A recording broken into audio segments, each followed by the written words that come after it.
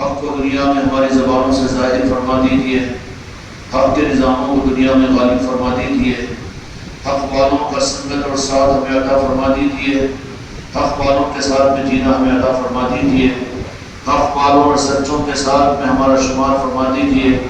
میدان محشر میں ہمیں جھوٹوں میں شامل نہ فرما، باطلوں میں ہمیں شامل نہ فرما، گمراہوں کے در میں ہمیں شامل نہ فرما۔ میدان محشر میں ہماری لاج رکھ لینا، سلسلے قادریہ اور چشتیہ اور صافیہ نقشبندیہ کا نور اور مقدس و نورانی روحوں میں ہم سب کو شمار فرمانا۔ ربنا لا تزغ قلوبنا بعد إذ هديتنا وهب لنا من لدنك رحمة إنك أنت الوهاب۔ ربنا لا تزغ قلوبنا بعد إذ هديتنا وهب لنا من لدنك رحمة إنك أنت الوهاب۔ ربنا لا تزغ قلوبنا بعد إذ هديتنا وهب لنا من لدنك رحمة إنك أنت الوهاب۔ اللهم اهدنا الصراط المستقيم، اهدنا الصراط المستقيم، اهدنا الصراط المستقيم۔ اللهم ثبت قدمياه على الصراط المستقيم، صديقين والشهداء والصالحين وحسن أولئك رفيقا، في الأولياء الكاملين، في السلاسل الأربعة۔ یا حضور پیرانے پیر غوث اعظم نگاہ کرم، یا پیر حضور غوث اعظم نگاہ کرم، او یا حضور پیرانے پیر غوث اعظم کو نگاہ کرم۔ مانگتے ہیں آپ کے در کے، گزاری ہے آپ کے در کے، یا غوث اعظم کر دیجئے نگاہ کرم۔ آپ کے غلام آپ سے محبت کرنے والے محفلوں کو سجائے ہوئے ہیں، لاج رکھ لیجئے۔ یا غوث اعظم بے نیازوں کو نوازنے والے آپ ہیں، بے سہاروں کے سہارا آپ ہیں۔ ہم تو آپ کے ہیں، آپ ہی کا نام لیتے ہیں، آپ ہی کا نعرہ لگاتے ہیں اور آپ ہی کے محبتوں کے دعوے کرتے ہیں۔ یا غوث اعظم ہم کو اپنے عملوں پر نہیں بلکہ آپ کی نسبتوں ہی پر ذات ہیں۔ یا غوث اعظم دنیا میں بھی ہم کو ہماری لاج رکھ لینا، ہماری نسلوں کو اپنی دستگیری عطا کرنا، ہماری نسلوں کو اپنی سرپرستی عطا کرنا، قیامت تک کہ ہماری نسلوں کو اپنی غلامی عطا کر دینا۔ یا غوث اعظم آپ کے بھکاری آپ سے یہ بھیک مانگتے ہیں، اس خانقاہ محمدیت میری نصرتی کے اندر میں جمع ہو کر یہ مختصر سا مجمع، یا غوث اعظم آپ کے تھر پر بھیک مانگنے کے لیے جمع ہوئے ہیں۔ یہ خیرات ہم کو بھی عطا کیجیے، اپنے غلاموں کو عطا کیجیے، ہماری نسلوں کو عطا کیجیے، ہم سے محبت کرنے والوں کو عطا کیجیے۔ آپ کی محبتوں کی خیرات دنیا میں ظاہر فرما دیجیے۔ یا غوث اعظم اہل نہیں ہے، ہم بڑی بات آپ سے مانگے ہیں، لیکن آپ تو بڑے ہیں، آل علی اور اولاد علی ہے۔ یا غوث اعظم یہ بھیک ہم سب غلاموں کو عطا کر دیجیے، اور یہ بھیک ہم سب کی نسلوں کو عطا کر دیجیے۔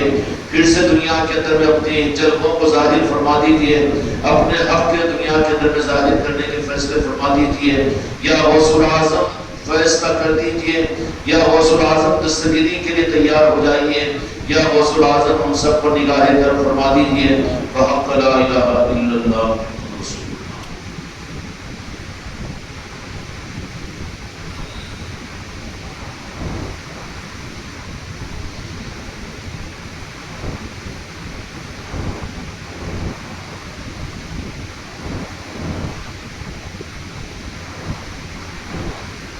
دو تین دن سے اس خانقاہ کے اندر میں مجالس پیران پیر فیضان غوث اعظم کی چل رہی ہے۔ ان محفلوں کا مقصد صرف فضیلتوں کو حاصل کرنا یا علم میں اضافہ نہیں ہے، بلکہ حقیقت میں دنیا میں آدمی اگر مسکین اور غریب ہو جائے اور کسی کام کا نہ رہے تو آخر اس کے اپنے گزارے کے لیے ایک راستہ رہ جاتا ہے کہ وہ بھیک مانگ لے۔ بھیک مانگ لے تو اس کا پیٹ بھر جاتا ہے، سخی اس کو عطا کر دیتا ہے۔ اس لیے اوروں کے معاملات تو کچھ اور ہوں گے، ان کو اپنی جگہ رکھیے، لیکن وابستگان خانقاہ محمدیت میری نصرتی والوں کا نظام تو یہ ہے کہ ان بزرگوں کے نسبتوں کی محفلوں کو قائم کر کے نہ علم کو پہنچانا ہے، نہ معلومات کو دینا ہے، اور نہ کچھ اور نظام ہے، بلکہ صرف اور صرف یہ کہ ان آقاؤں اور ان بزرگوں کی بارگاہوں کے اندر میں ہمیں سوالی میں اور منتوں میں اور فقیروں میں اور اپنے در کے بھکاریوں میں شامل فرما لیں۔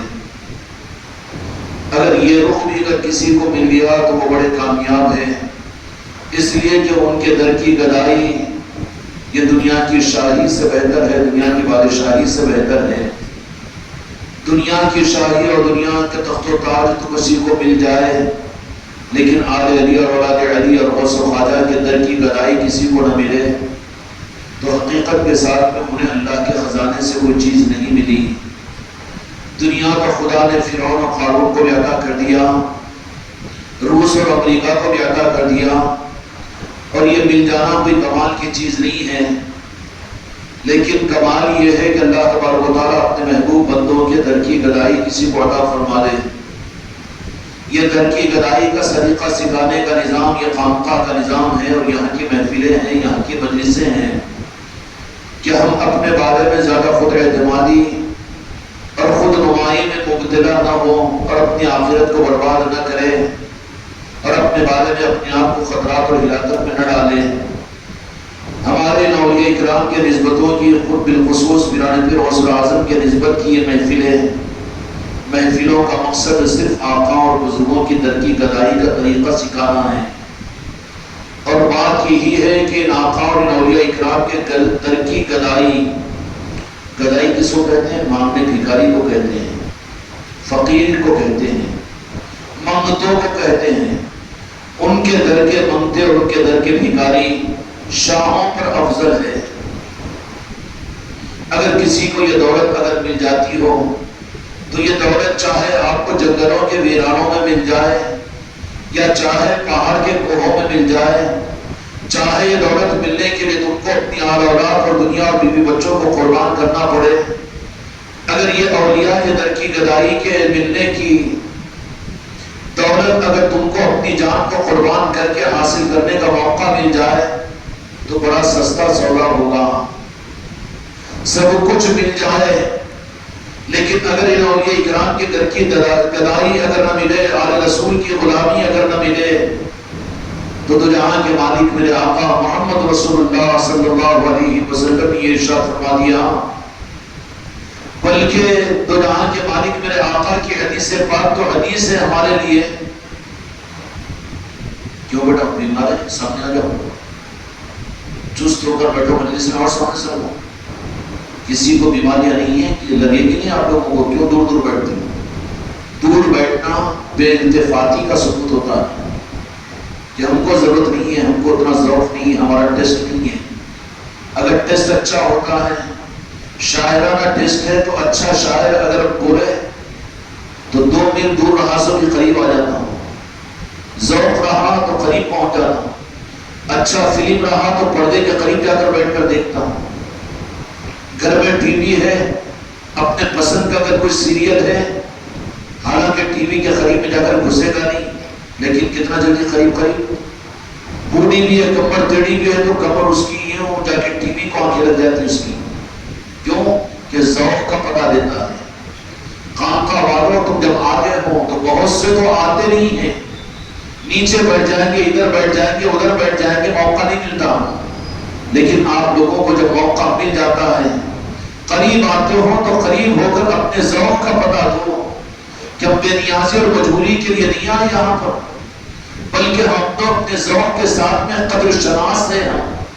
یہاں آ کر دور بیٹھ جانا بڑی ناقدری کی علامت ہوگی، اللہ ماشاءاللہ مجبوری ہے تو مجبوری ہے تو ہم بھی کرسی پہ بیٹھے، بیٹھنے والے کرسیوں پر بیٹھے، چلتا رہیے، لیکن بے اتفاقی کے فرات میں کہ کوئی ادھر رکو کیا ہو بیٹھا ہو، کوئی نیچے مراقبہ کر رہا ہو، اور کوئی وہ دیوار کو ٹیکا لگا دیا ہو، یہ غافلوں کی ناقدروں کی مجلس نہیں ہے، بلکہ یہاں پر تو ہم اگر متوجہ ہو کر اپنے ذوق کو ثابت کریں، اس لیے کہ طلب والوں کو نوازا جاتا ہے، طلب والوں کو نوازا جاتا ہے، بے طلبوں کو اللہ تبارک و تعالیٰ محروم کر دیتا ہے، چاہے نبیوں کی اولاد کیوں نہ ہو، اولیاء کی اولاد کیوں نہ ہو۔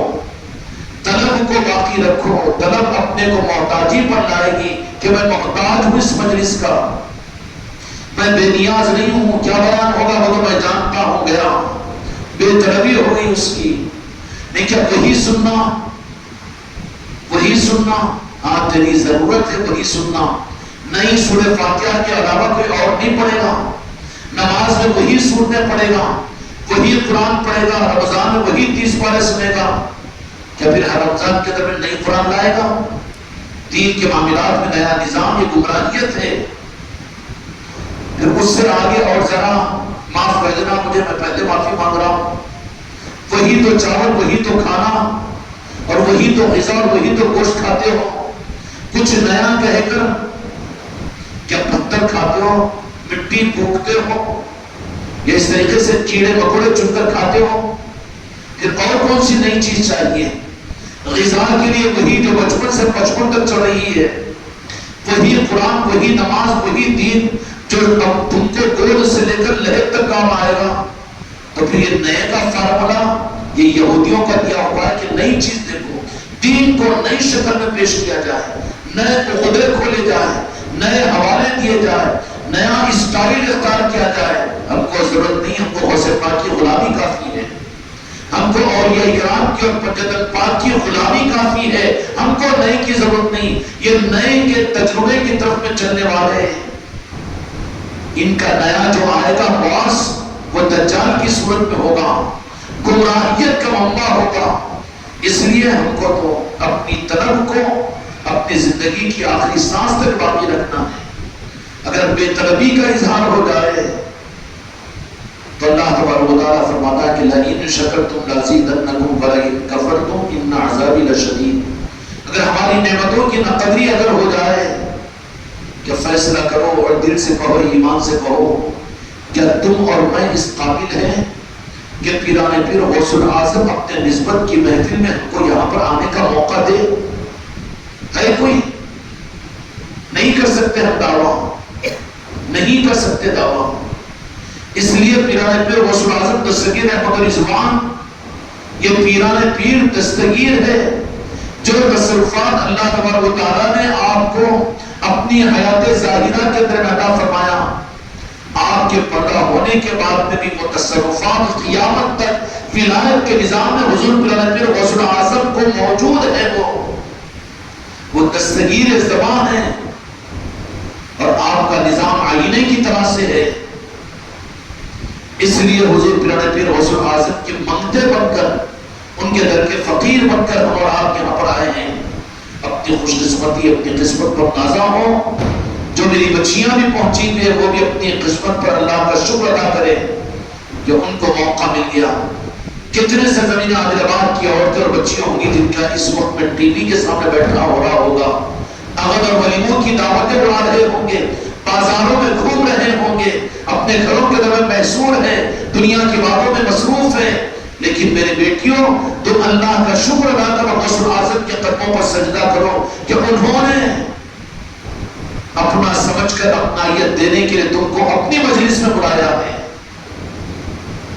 ان کی مجلسوں میں ان کی مرضی کے بغیر کوئی نہیں آ سکتا، اور جن کو وہ نہ چاہے خدا کی قسم تمہارا 1000 پیر بھی مل کر اس کو لا نہیں سکتا، 1000 مولوی بھی مل کر ترغیب دے کر وہ لا نہیں سکتے۔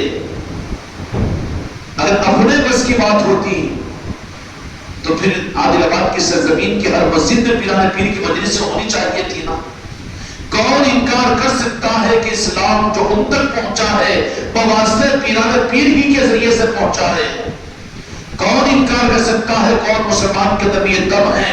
کون مسلمان اپنی ماں اور باپ سے پیدا ہوا ہے جو دعویٰ کرے کہ ہمارے اسلام میں غریب نواز کا احسان ہم کو نہیں ہے اس لیے کہ ان کے واسطے سے اب تک دین نہیں پہنچا؟ کوئی نہیں کہہ سکتا۔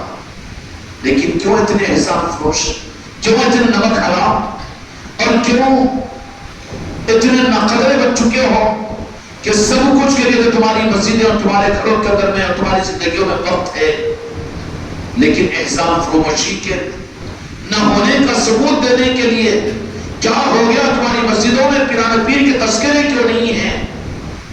تمہارے گھرانوں کے اندر میں تذکرے کیوں نہیں ہیں؟ تمہاری اولادوں میں تذکرے کیوں نہیں ہیں؟ تمہارے خاندانوں میں تذکرے کیوں نہیں ہیں؟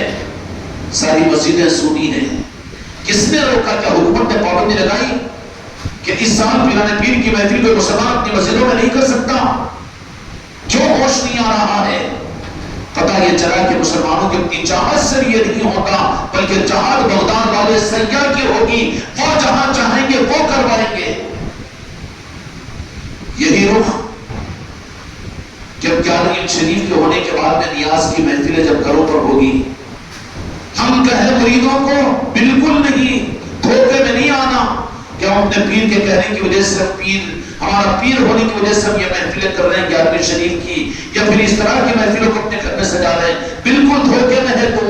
کر وہی سکتے جس کو غوث اعظم چاہیں گے، کر وہی سکتے جس کو غریب نواز چاہیں گے، انہی کے گھروں کے اندر میں۔ کیوں کہ جب غوث اعظم کو اس کے دل کے گھر میں غوث اعظم کی عظمت اور محبت نہ ہو تو اس کے گھر پر غوث اعظم کیوں جائیں گے؟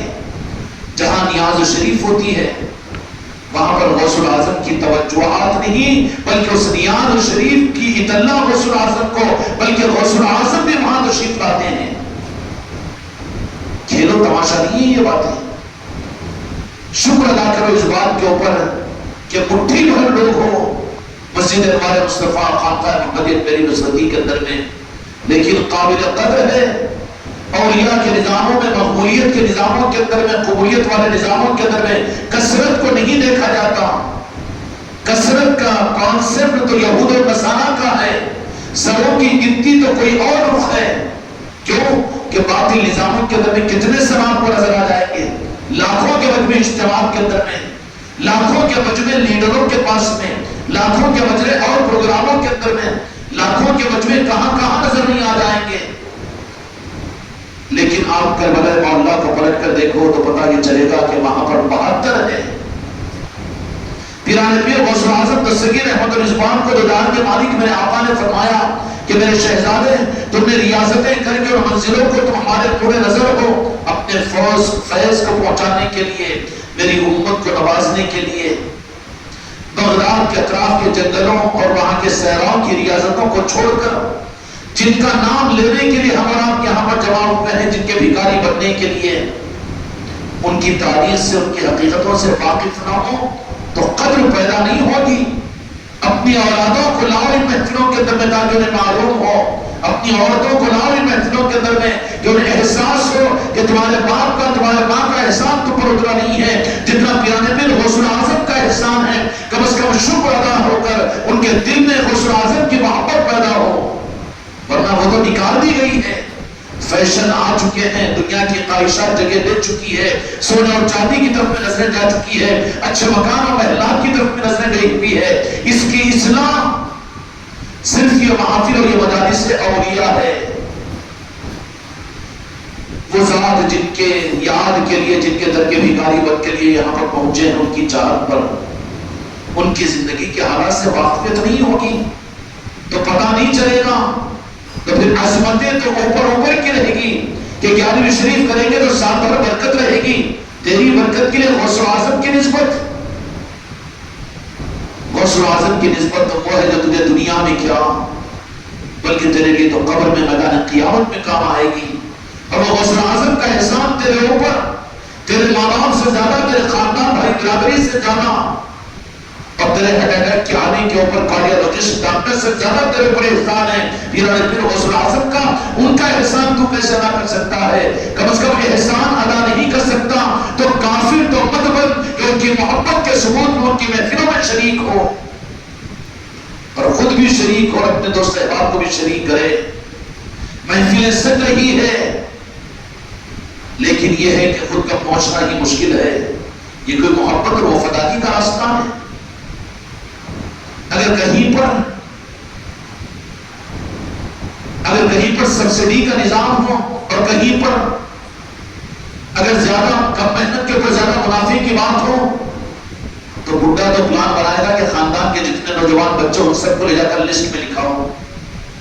پھکر کے مکان اور پلان اگر مل رہے ہیں تو ظہیر بھی کتنوں کو تیار نہیں کر لے گا کہ چلو ایک فارم بھر دو، ایک فارم بھر دو، نہیں تم نہیں بھرتے تو دستخط کر دو، میں بھر کے دیتا ہوں، ندی کا تقاضا ہے۔ کیا یہ مجلس اس بات کے لیے حقدار نہیں ہے کہ خود مستفید ہو؟ اتنے ظالم کیوں بنے تو اپنے گھر والوں کو کیوں محروم کر رہے ہو؟ اپنی اولادوں کو کیوں محروم کر رہے ہو؟ اپنے دوست احباب کو کیوں محروم کر رہے ہو؟ ہم کو مجمع کے جمع کرنے سے مطلب نہیں ہے، ہمارے نظام مجموعوں کی بنیاد پر نہیں چلتے، یہ ہم تو کر اس لیے رہے ہیں تاکہ غوث اعظم کو ہم بتا دیں، اور خدا کی قسم اپنے مقصد میں کامیاب ہے۔ میرے غوث اعظم ہم کو آپ کے مجلسوں کو دیکھ رہے ہیں، ہمارا مقصد تو کامیاب ہے۔ ہمدردی کا تقاضا یہ ہے کہ ہم سخت بھی بولتے ہیں اپنے مریدین کو یا احباب علی کرام کو، وہ تمہارے ساتھ میں ہمدردی کا تقاضا ہے، کیونکہ ان کی محفلوں کے اندر میں ان کی مرضی کے بغیر کوئی نہیں آ سکتا۔ یہ تصرف دیا ہے حضور پیارے پیر غوث اعظم کو، یہ مت جاؤ کہ ہزاروں آدمی کہاں ہے، لاکھوں آدمی، ہم نے تو مسجد چھوٹی بنائی اس لیے کہ بڑا کرنا نہیں ہے۔ 2-2.5 سال 3 سال پہلے ایک مرتبہ کی مسجد کو ذرا بڑا کرنا چاہیے، تو ادب کے ساتھ میں محترم قبلہ میر جازری صاحب سے عرض کیا، نہیں مسجد تو کافی یہ بہت بڑی ہوگی، نہیں بڑی کرنا چاہیے، نہیں کیوں بڑی نہیں کرنا چاہیے؟ بولے کہ یہ کیا تھیوری ہے، یہ کیا بات ہے؟ میں کہ نہیں یہی کافی ہے، ظاہر میں چھوٹے ہو لیکن نظام بڑا ہو، یہ اصل ہے۔ مسجدیں بڑی ہو جائے، خانقاہیں بڑی ہو جائے، لوگ کثرت سے جمع ہونا شروع ہو جائے اور زیادہ لوگ جمع ہونا شروع ہو جائے، اگر مرید بنانے کے لیے اگر اعلان ایک سفر کر لوں تو ایک سفر میں 1000 مرید بنا سکتا ہوں، لیکن نہیں بناتے ہیں ہم، آنے والوں کو بھی 3 مرتبہ چکر لگوانے لگاتے ہیں، نہیں بنوانا ہے نا ہم کو مرید، کیونکہ کثرت ہو جائے گی تو پھر وہ کوالٹی تیار نہیں ہو سکے گی، پھر تو سننے والوں میں تو ایسے اب یہ مٹھی میں چند ہے لیکن جو کتنی کڑوی کسری کہہ دے، برا نہیں مانتے بچے، لیکن ویسے خرچے والے اگر آ جائیں تو پھر اچھے بچوں کو بھی اکسانا شروع کریں، اتنا برا بولتے کہ پیر صاحب کا کام تو ہے نبھانا، غلطیوں پر پردہ پوشی کرنا، اور اتنا ٹوکنا کیا، ارے وہ تو اچھوں کو لچا بنا دے رہا، لچا، اس لیے لچوں کو آنے دینا نہیں چاہتے ہیں، نظام مختصر ہو، مسجد چھوٹی ہو، مریدین کم ہو، چلتا ہے، کیوں کہ اس کا رخ عوام قبولیت کا نہیں ہے، بلکہ خانقاہ محمدیہ اجمیری نصرتی کا اور تمہارے پیر کے نظام کا رخ اپنے آقاؤں کی طرف میں ہے، کہ مقصد یہ ہے کہ جو ڈیوٹی ان کی طرف سے ملی ہے وہ ان کو پورا کرنا ہے۔ کلکٹر بازار میں گھومتا ہے کیا؟ کلکٹر بڑھیا کے چپراسیوں کی طرح سے راستوں میں گھومتا ہے کیا؟ جھاڑو لے کر جاتا نہیں، کیوں؟ زیادہ تنخواہ لے رہا تو وہ کرنا چاہے نہیں کرتا ہوں، کیوں؟ وہ تو اپنی ڈیوٹی کو پورا کرے گا، اس سے مطلب نہیں ہے، اس کی جو ذمہ داری ہے وہ پورا کرے گا۔ یہی معاملہ ہے کہ یہاں پر کثرت کی ضرورت نہیں ہے، کثرت کی ضرورت نہیں ہے، لیکن ایک ہمدردی کے تقاضے پر کہتے ہیں کہ ٹھیک ہے خود بھی آؤ، اپنے اہل و عیال کو لے کر آؤ، رشتہ داروں کو لے کر آؤ، دوست احباب کو لے کر آؤ، بیوی بچوں کو لے کر آؤ، کیوں کہ یہ چیز آج مسجدوں میں بھی تم کو نہیں مل رہی ہے، خانقاہوں میں بھی نہیں مل رہی ہے، کہیں پر نہیں مل رہی ہے، نہ مدارس میں مل رہی ہے، نہ محفلوں میں مل رہی ہے۔ یہ غریب نواز کا کرم ہے، میرے غوث اعظم کی عطا ہے کہ یہ نظام ایک چشمہ سرزمین عالی آباد کے اوپر خانقاہ محمدیہ اجمیری نصرتی کی صورت میں عطا فرمایا۔ اب یہ چشمہ یہاں پر ظاہر ہے، تو پھر اگر محبت اگر ہو تو پھر محبت ہو تو شدت بھی کریں گے نا، اپنا بیٹا اگر نہیں کھایا تو اس کو تھپڑ مار کر بھی کھلائیں گے، محبت سے بھی کھلائیں گے، اپنائیت کا ثبوت ہے کہ اتنی کڑوی کسری سناتے ہیں۔ اس لیے ورنہ اولیاء کے نظاموں کے اندر میں سروں کی کثرت کا کوئی شمار نہیں ہے، یہاں نہیں دیکھا جائے گا۔ اس لیے کہنے والوں نے کہا کہ پیر کامل کی پہچان ہے کہ اس کے مرید کم ہوں، لاکھوں مرید ہو جائیں، یہ پیر کامل ہونے کی پہچان نہیں ہے۔ مٹھی بھر ہوتے ہیں لیکن وہ بھاری ہوتے ہیں، دنیا کو سمجھا دیتے ہیں، دنیا کو بتا دیتے ہیں کہ حق کیا ہے۔ اور بالخصوص ہمارے پیارے پیر حضور غوث اعظم دستگیر احمد رضوان کا معاملہ یہ کہ جن کے نام کی نسبت کی محفلوں کے لیے ہم سجانے کو یہاں پر پہنچے ہیں، الحمدللہ لک الحمد و لک الشکر، یا سیدنا شیخ عبد القادر جیلانی، آپ کی بارگاہ میں عرض ہے کہ آپ کے غلام، آپ کے بھکاری یہ 3 دن سے محفلوں کو سجائے ہوئے ہیں، اور ابھی 2 دن کی محفلیں باقی ہیں، اس کے بعد اپنے گھروں کے دروازوں کو کھول کر اپنے گھروں میں عظمت کے ساتھ میں آپ کو اور آپ کے تذکروں کو اپنے گھروں میں ہم کریں گے۔ اس کا موقع بھی ہم کو ہمارے بچوں کو عطا کر دیجئے۔ 25 سال تک کی ریاضتیں ہیں، آپ کی پیدائش جو ہوئی کہاں پر ہوئی؟ آپ کی پیدائش کل تو سنے تھا نا تفصیلات کچھ، ایک دن اگر مس ہو جاؤ تو سلسلہ منقطع ہو جاتا ہے۔ اس کے لیے یہاں کے یہاں کی مجلسوں کا تسلسل چلے، تو کوشش کر لینا کہ مجلس میں شروع سے رہے اور کہیں پر درمیان میں فرق نہ آئے. دانتوں کے اندر میں سانپ ہو جائے تو گوشت کھانا مشکل ہو جائے گا. دانت ملے ہوئے ہیں تو چکنانی ہڈی بھی چاپ کر کھا لے گا. ایک مجلس میں آئے ذرا دیر سے آئے، ایک میں آئے دوسرے میں نہیں آئے، ہو گیا فاصلہ ہو گیا، اب چبانا بھی مشکل ہو جائے گا، وہ دولت نہیں ملے گی. اس لیے تسلسل کے ساتھ مجلسوں کے اندر میں ہم مجلس کے کھوٹے بن کر رہ جائیں تو پھر اس سے جو فیض اور فائدہ جو حاصل ہوگا صحیح ملے گا.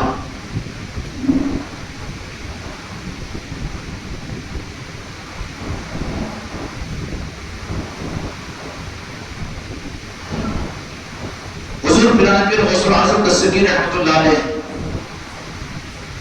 کل بھی عرض کیا گیا تھا کہ آپ والد کی طرف سے حسنی ہیں امام حسن علیہ السلام کی. ہاں وہ ایک بات میں نے عرض کی تھی کہ حضور بلال بن غوث الاعظم دستگیر رحمۃ اللہ کے ساتھ محبت اور آپ کی نسبتوں کی محفلوں میں جمع ہونا اور آپ کی نسبتوں کی محفلوں میں گھروں میں کروا لینا غنیمت تھا.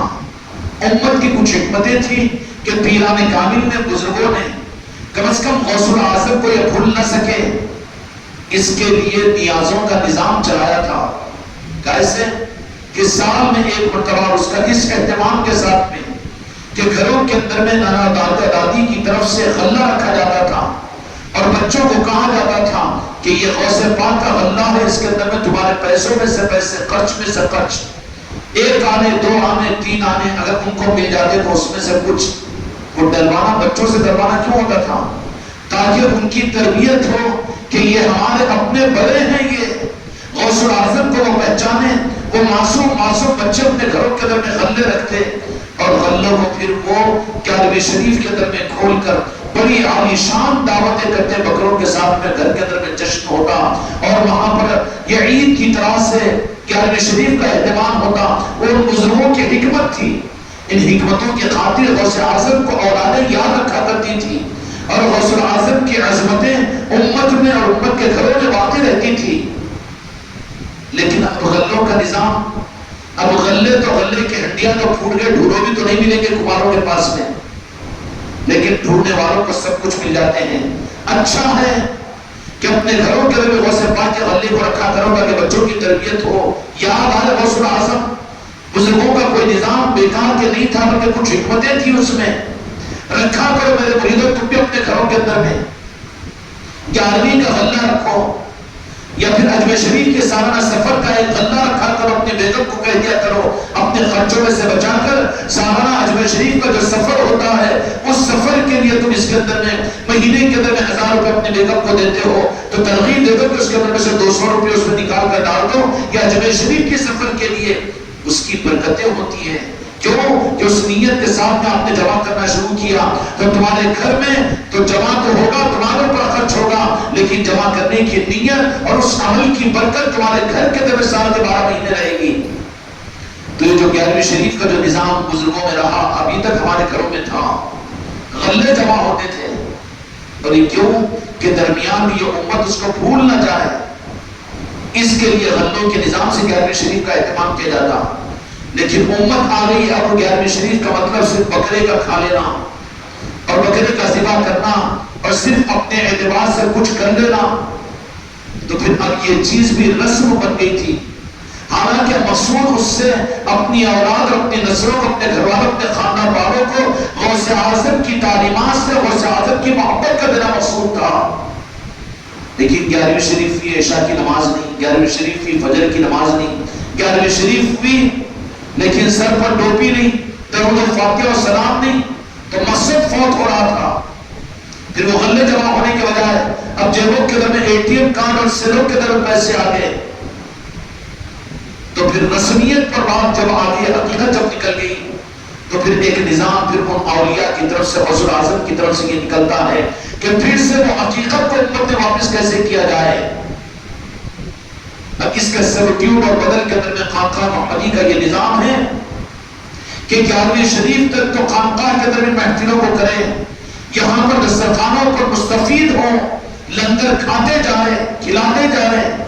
اس کے بعد پھر اپنے گھروں کے اندر بالاہتمام پورے اہتمام کے ساتھ میں اپنے گھر کی 11ویں شریف کو پوری عظمت کے ساتھ میں، پورے احترام کے ساتھ میں اور آنے والے مہمانوں کے اکرام کے ساتھ میں کہ وہ غوث اعظم کے مہمان ہیں، اس اکرام کے ساتھ میں اپنے بیوی کو کہے، اپنے بچوں کو کہے کہ بیٹا تم بیٹھ کر بٹ ڈھک کر نہیں رہنا، بیگم تم وہاں پر بیٹھ کر مہارانی بن کر نہیں رہنا، بلکہ میرے غوث اعظم کے نام پر آنے والے مہمانوں کی خدمت گزار ہو تم۔ غوث اعظم کے نظر میں آئے گی کہ اس گھر کی مالکن یہ غوث اعظم کے مہمانوں کی، میرے غوث پاک کے مہمانوں کی غوث اعظم دیکھیں گے کہ یہ ان کی خدمت کر رہی ہے تو کتنی نوازی جاؤ گی۔ تو پھر یہ نظام خانقاہ محمدیہ میری نصرتی کے ذریعے سے شروع ہوا کہ 11 محفلیں یہاں پر ہونے کے بعد میں اپنے گھروں کے اندر میں محفل ہوگی انشاءاللہ 12 ربیع الثانی سے، اور ان محفلوں کے اندر بھی حضور پیارے پیر غوث اعظم کی اب پھر رسم و رواج کا طریقہ نہیں ہے کہ صرف پڑھ لیے پڑھا لیے درود و فاتحہ ہو گئی، میٹھا کھا لیے کھانا کھا لیے، نہیں، بلکہ تعلیمات ہے غوث اعظم، اور پھر اس کے ذریعے سے غوث اعظم کی محبت اور عظمت دل کے اندر پیدا کرنا اور ان کی تعلیمات کے نظام کو سامنے لانا، اور ان تعلیمات کے ذریعے سے کسی نہ کسی راستے کے ذریعے سے انہیں سلسلوں سے وابستہ کروانا، کسی نہ کسی پیر کامل کے ساتھ ان کی وابستگی، یہ ایک مستقل خانقاہ محمدیہ اجمیری نصرتی کا ایک نظام ہے جو تمہاری زندگیوں کو نہیں، تمہارے خاندانوں کو نہیں اور سارے مسلمانوں کو نہیں بلکہ سارے انسانوں کو نہیں بلکہ قیامت تک تمہاری آنے والی نسلوں کے لیے یہ انتظام ہے اس خانقاہ محمدی کے نظام میں۔ اور جن کو نظام گلے کے نیچے نہ اترے ہیں وہ ان کی قسمت ہے، ہم کیا کریں گے یہ نظام، ورنہ ہم اپنی جگہ بن گئے مر گئے تو تمہاری نظروں کے اندر تو نظر آئے گا نہ کیا بوٹا بن گیا، وہ غوث و خواجہ بولتا تھا، وہ بس 11ویں اور کنڈے اور ملیدے کے اندر جو اس میں زندگی گزر گئی، اب اس کے بعد میں اولاد تو متنفر ہو کر نظاموں سے دور ہو جائے گی۔ اگر خانقاہوں سے اگر نہ جوڑو اپنی نسلوں کو، خانقاہوں کے نظام سے نہ جڑو اور راہ طریقت کے وہ نظم، وہ نشان اور وہ نظام جو بہتے ہوئے چشمے ہیں، اگر اس سے وابستہ نہ ہو، اس سے اگر اپنے آپ کو نہ جوڑ لو تو تمہاری نہیں، تمہاری اولادوں کی کوئی گارنٹی نہیں، تمہاری نسلوں کی تو دور کی بات ہے۔ اس لیے یہ خانقاہ کے ذریعے سے وہ نظام اس وقت میں دیا گیا کہ یہاں پر بھی ہو، یہاں پر بھی شریک ہو، اس کے بعد اپنے گھروں کے اندر بھی ہو، اور پھر گھروں کے اندر میں ہو کر گھروں کی محفلیں تمہاری نسلوں کو وہ دولتیں اور وہ قرآن عطا کرے گی۔ حضور پیارے پیر غوث اعظم دستگیر رحمت الرضوان جن کی نسبت پر ہم آپ جمع ہیں، جانتے ہیں کہ بڑے پیر ہے، پیران پیر ہے، غوث اعظم دستگیر ہے، جانتے ہیں نا سب،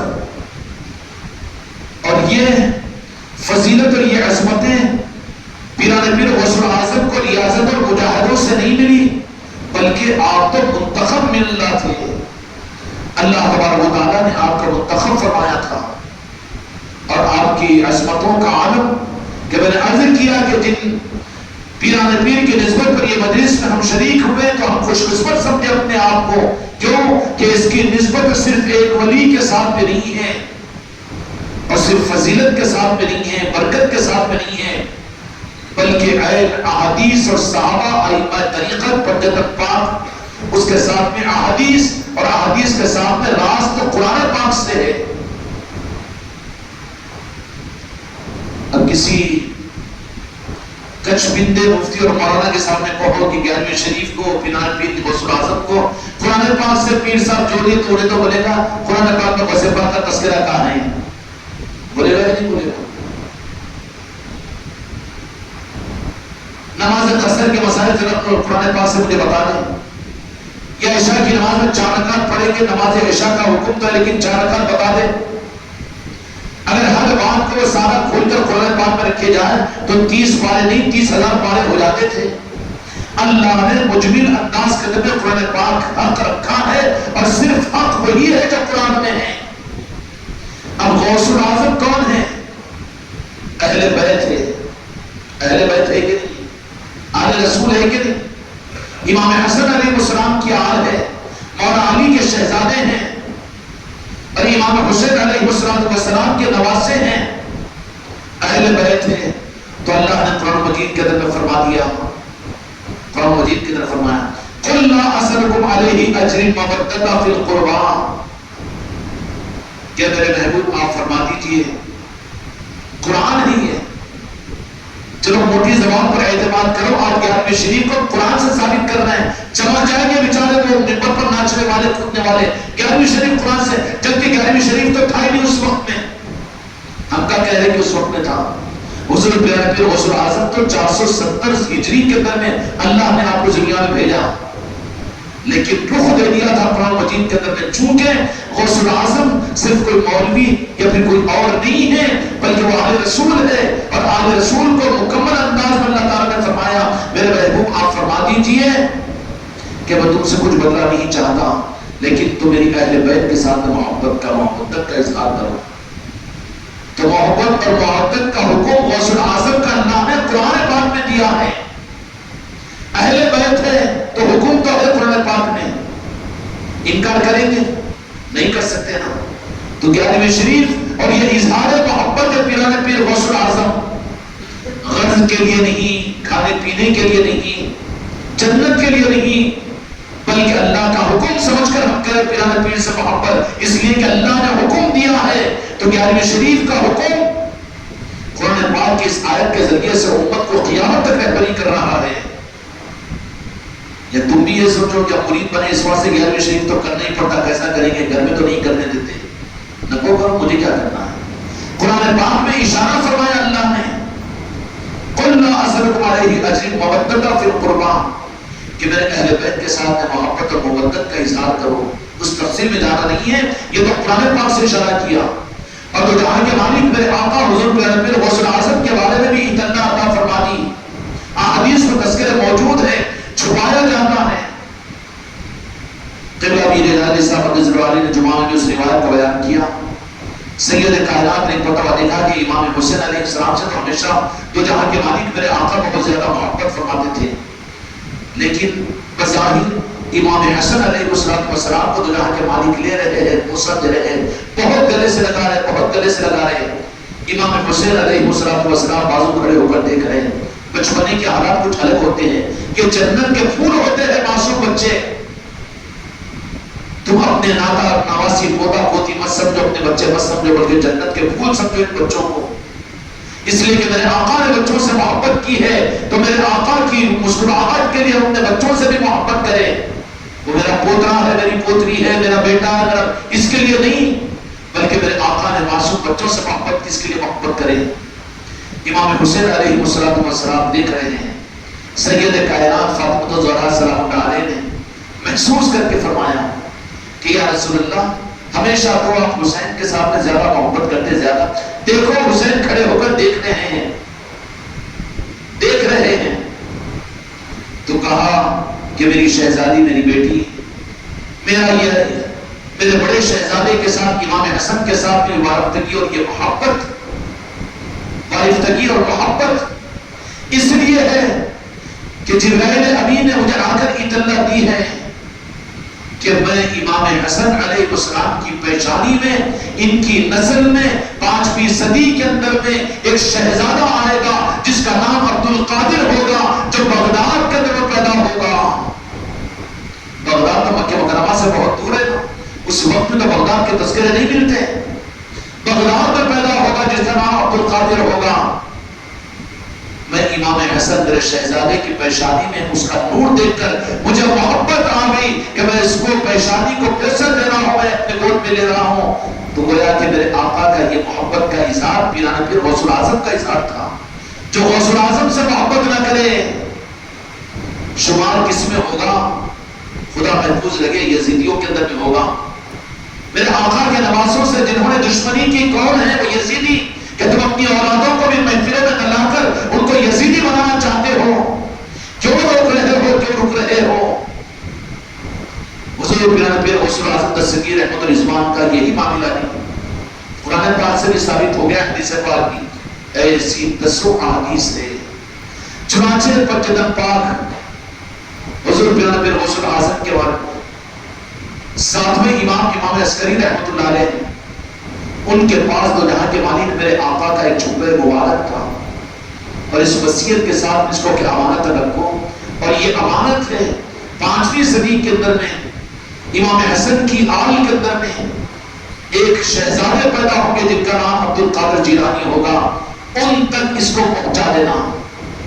وہ امام عسکر علیہ السلام جو طریقت کے 7ویں امام ہیں، اپنے دنیا سے پردہ فرماتے ہوئے انہوں نے وصیت کی کہ اس کو محفوظ رکھو اور انتظار کرو وہ وقت کا، اور پھر وصیت کر کے ذمہ داری دی اپنی آل کو کہ اس جمعہ مبارک کو 5ویں صدی ہجری کے اندر جب تم کو اطلاع مل جائے گی، بغداد کا سفر کرنا اور یہ امانت ان تک پہنچا دینا.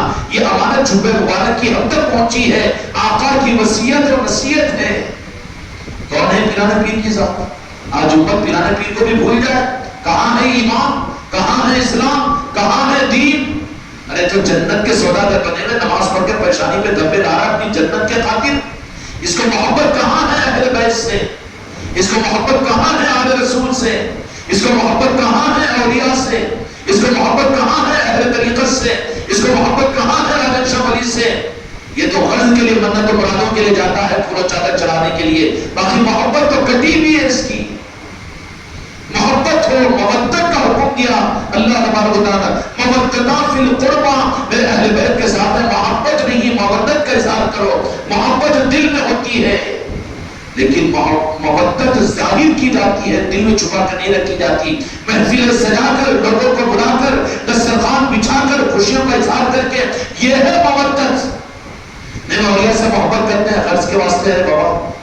کئی کام نہیں بنا تو جاتا ہے اولیاء کے پاس میں، میرا یہ کام بنا دو، یہ میرا یہ اور پھر اس کا سے نیاز کر دیتا ہوں، اس کے لیے میں وہ کر دیتا ہوں، یہ کر دیتا ہوں. کیوں؟ کیا بات؟ یہ خاص بات. مودت فی القربہ، مودت کا حکم ہے. مودت کا مطلب کیا ہے؟ کہ دل کی محبت، تمہارے دل کی محبت کافی نہیں ہو سکتا ہے کہ اس میں غرض ہو جائے. اب بتاؤ، تفاخر نہیں کر رہا ہوں، حماقت نہیں کر رہا ہوں، لیکن قاقہ محمد میری نصرتی کی میرے بچوں کو میں تعریف کیوں نہ کروں؟ یہ اپنے گھروں کے اندر میں محفلوں کو کرا رہے ہیں، تو کیا میں ان سے وعدہ کر رہا ہوں کہ 11ویں کرا لو، تم کو 5 لاکھ روپے کا فائدہ ہوتا، یا تمہارے کو اولاد ہو جاتی، یا تمہارے کام بن جاتے؟ کوئی نظام نہیں ہے یہاں پر. مودت دینا چاہ رہا ہوں، محبت کا راستہ بتانا چاہ رہا ہوں. ان کے در کی خیراتوں سے مل جائے گا، نور علی نور ہو جائے گا. اور جو ان مودتوں کے راستے کو غرض درمیان میں لائے گا، وہ ان راستوں سے کٹ ہو جائے گا. تمہارے اور میرے دل کے اندر بھی مودت کے بجائے اگر غرض آ جائے کہ میں یہ کر رہا ہوں اس کے لیے کہ میرا کام بن جائے، یا مجھے اولاد ہو جائے، یا میرے کام سلجھ جائے اور بن جائے، تو پھر خطرے میں ہو کہ تم اس نظام کے ساتھ میں چل نہیں سکتے. گارنٹی نہیں ہے. چاہے تمہارا پیر بھی تم کو چلانا چاہے، تم نہیں چل سکتے. کیوں؟ کہ دودھ میں پانی مل چکا ہے، پیٹرول میں پانی آ گیا، گاڑی نہیں چل سکتی. جن کے دلوں میں غرض آئی، 5 سال چلے، 10 سال چلے، لیکن وہ ہمارے مرید نہیں رہ سکتے، وہ چل نہیں سکتے اس نظام کے اندر. اس لیے غرض ہو تو نکال کر پھینک دو. کوئی غرض نہیں. خانقاہ محمدیہ میری نصرتی کا نظام، اولیاء کا، بجتن پاک کا، حسن اعظم کا، غریب نواز کا، جہان کے مالک میرے آقا کا، کان کھول کر سن لینا کہ یہ نظام منتوں مرادوں کا نظام نہیں ہے. میں نے کچھ وعدہ تمہارے ساتھ میں نہیں کیا، میں ذمہ دار اور ٹھیکیدار نہیں ہوں. میں تو صرف اس نظام کی بنیاد محبت اور مودت پر رکھا ہوں. یہاں کچھ اور امید مت لگاؤ، یہاں کچھ اور امید مت لگاؤ. ان امیدوں کا ذمہ دار میں نہیں ہوں. اس خانقاہ کی بنیاد یہ ہے کہ میں تم کو محبت دوں گا، مودت کے راستے پر ڈالوں گا. مودت اظہار کے لیے اگر وقت آ جائے تو اپنے کپڑے اتار کر بیچ کر مودت کا اظہار کرو. اپنے گھر کے ٹائلز بیچو، بگونے بیچو، مودت کا اظہار کرو. کیونکہ میں نے تم کو مرید بنایا ہے، محبت اور مودت کے لیے بنایا ہے مرید. نیمبو پانی کی دکان چلانے کے لیے نہیں، یا تم کو دعا درود کے لیے نہیں، یا تم کو دنیا کے اغراض کے لیے نہیں. یہ تو پیٹرول میں پانی ملا دینا ہے. پیری مریدی کی دکانیں ایسی چل رہی ہے کہ جہاں حق نہیں مل رہا ہے. یہاں پر یہ امید مت رکھو. یہاں پر تو ہم مرید بناتے ہیں. خانقاہ کا نظام پورا کا پورا نظام انشاءاللہ تعالی محمد رسول اللہ قیامت تک یہ خانقاہ کا نظام صرف محبت اور مودت کا نظام ہے. یہاں پیٹرول میں پانی نہیں ملایا جائے گا. یہ تم کے اب کے نیاز کر دو، تم کے اب کے لنگر کروا دو، تم اب کے یہ خرچ کر دو، یا پھر یہ کر لو، تو تم کو اس کے بدلے میں یہ ملے گا. کبھی قسم کھا کر بتاؤ میں نے کبھی کہا یہ بات؟ یہاں پر ہے نہیں وہ کانسیپٹ. اگر کسی کے دماغوں میں اگر یہ کیڑا اور کینسر ہے تو نکال رہے. یہاں پر یہ کانسیپٹ نہیں ہے. یہاں پر تو خود کو برباد کرنے کے بعد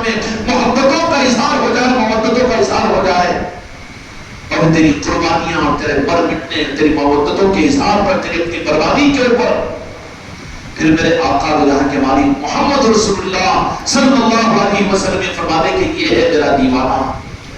دنیا میں تو تم نے مجھے اپنا بنایا، لیکن یا رسول اللہ قیامت میں بھی کہہ دینا کہ یہ ہے میرا دیوانہ. یہ منزل ہے خانقاہ محمدی کی. پنجتن پاک بھی کہہ دے کہ یہ میرا دیوانہ ہے، غوث اعظم بھی کہہ دے کہ یہ میرا دیوانہ ہے، غریب نواز بھی کہہ دے کہ یہ میرا دیوانہ ہے، کہ اس کو جاگنے کی حالت میں چشت رومال کیا وزن ہوتی، بلکہ سوتے ہی اٹھتے ہی وہ چشت رومال کو ٹوٹتا ہے. یہ محبت اور محبت کا نظام ہے. سختی کس کو نظر آئے گی؟ سختی سوتےلے کو نظر آئے گی. وہ بچ بچاؤ کی کوشش کرے گا، یہ چیز کیوں، وزن اس کو پڑے گا. میرے پاس کی بنیاد اس خانقاہ محمدیت میری نصرتی کی صرف بنیاد محبت اور مودت ہے. کیا ہے؟ یہ چیز لینے کی ہے، اور یہی چیز لینے کے لیے ہم آپ کے ہیں، آپ ہمارے ہیں. اگر یہ چیز نہیں تو سودا تمہارا تم کو واپس ہے، میرے پاس میں کچھ نہیں ہے. حضور پیران پیر غوث اعظم دستگیر رحمت الرضوان کی عظمت اور وہ مقام اور وہ بلندیاں کہ آپ کی عظمتوں کی مجلسوں کا رکھتا کیا حماقت کریں کہ اس سے غوث پاک کا نام روشن ہو رہا. وہ تو دنیا روشن ہے ان کے نام سے، دنیا جانتی ہے. ملائکہ بغداد کے آستانے پر روزانہ لائن لگا کر کھڑے ہو کر وہاں پر قدم بوسی کرتے ہیں. اور حضور پیران پیر غوث اعظم کی بات کیا ہے، اور یہ اکرام کے بارے میں اللہ نے قرآن مجید کی طرف فرمایا. قرآن مجید نے اولیاء کے بارے میں فرمایا نحن اولیاؤکم فی الحیات الدنیا وفی الآخرہ. یہ نہیں سنایا جاتا نا، یہ چھپایا جاتا نا. اللہ تعالیٰ فرماتا ہے قرآن مجید کے اندر میں کہ نحن اولیاء، ہمارے دوست جو ہیں، فی الحیات الدنیا وفی الآخرہ. نحن اولیاؤکم فی الحیات الدنیا تتنزل علیہم الملائکۃ الا تخافوا ولا تحزنوا. ان کی حیات اور ان کی زندگی کے اندر میں، ان کے اس دنیا سے پیدا ہونے کے بعد بھی فرشتے ان کے پاس میں آتے رہتے ہیں. قرآن پاک کا حکم ہے، قرآن پاک کی آیت ہے تتنزل علیہم الملائکۃ الا تخافوا ولا تحزنوا.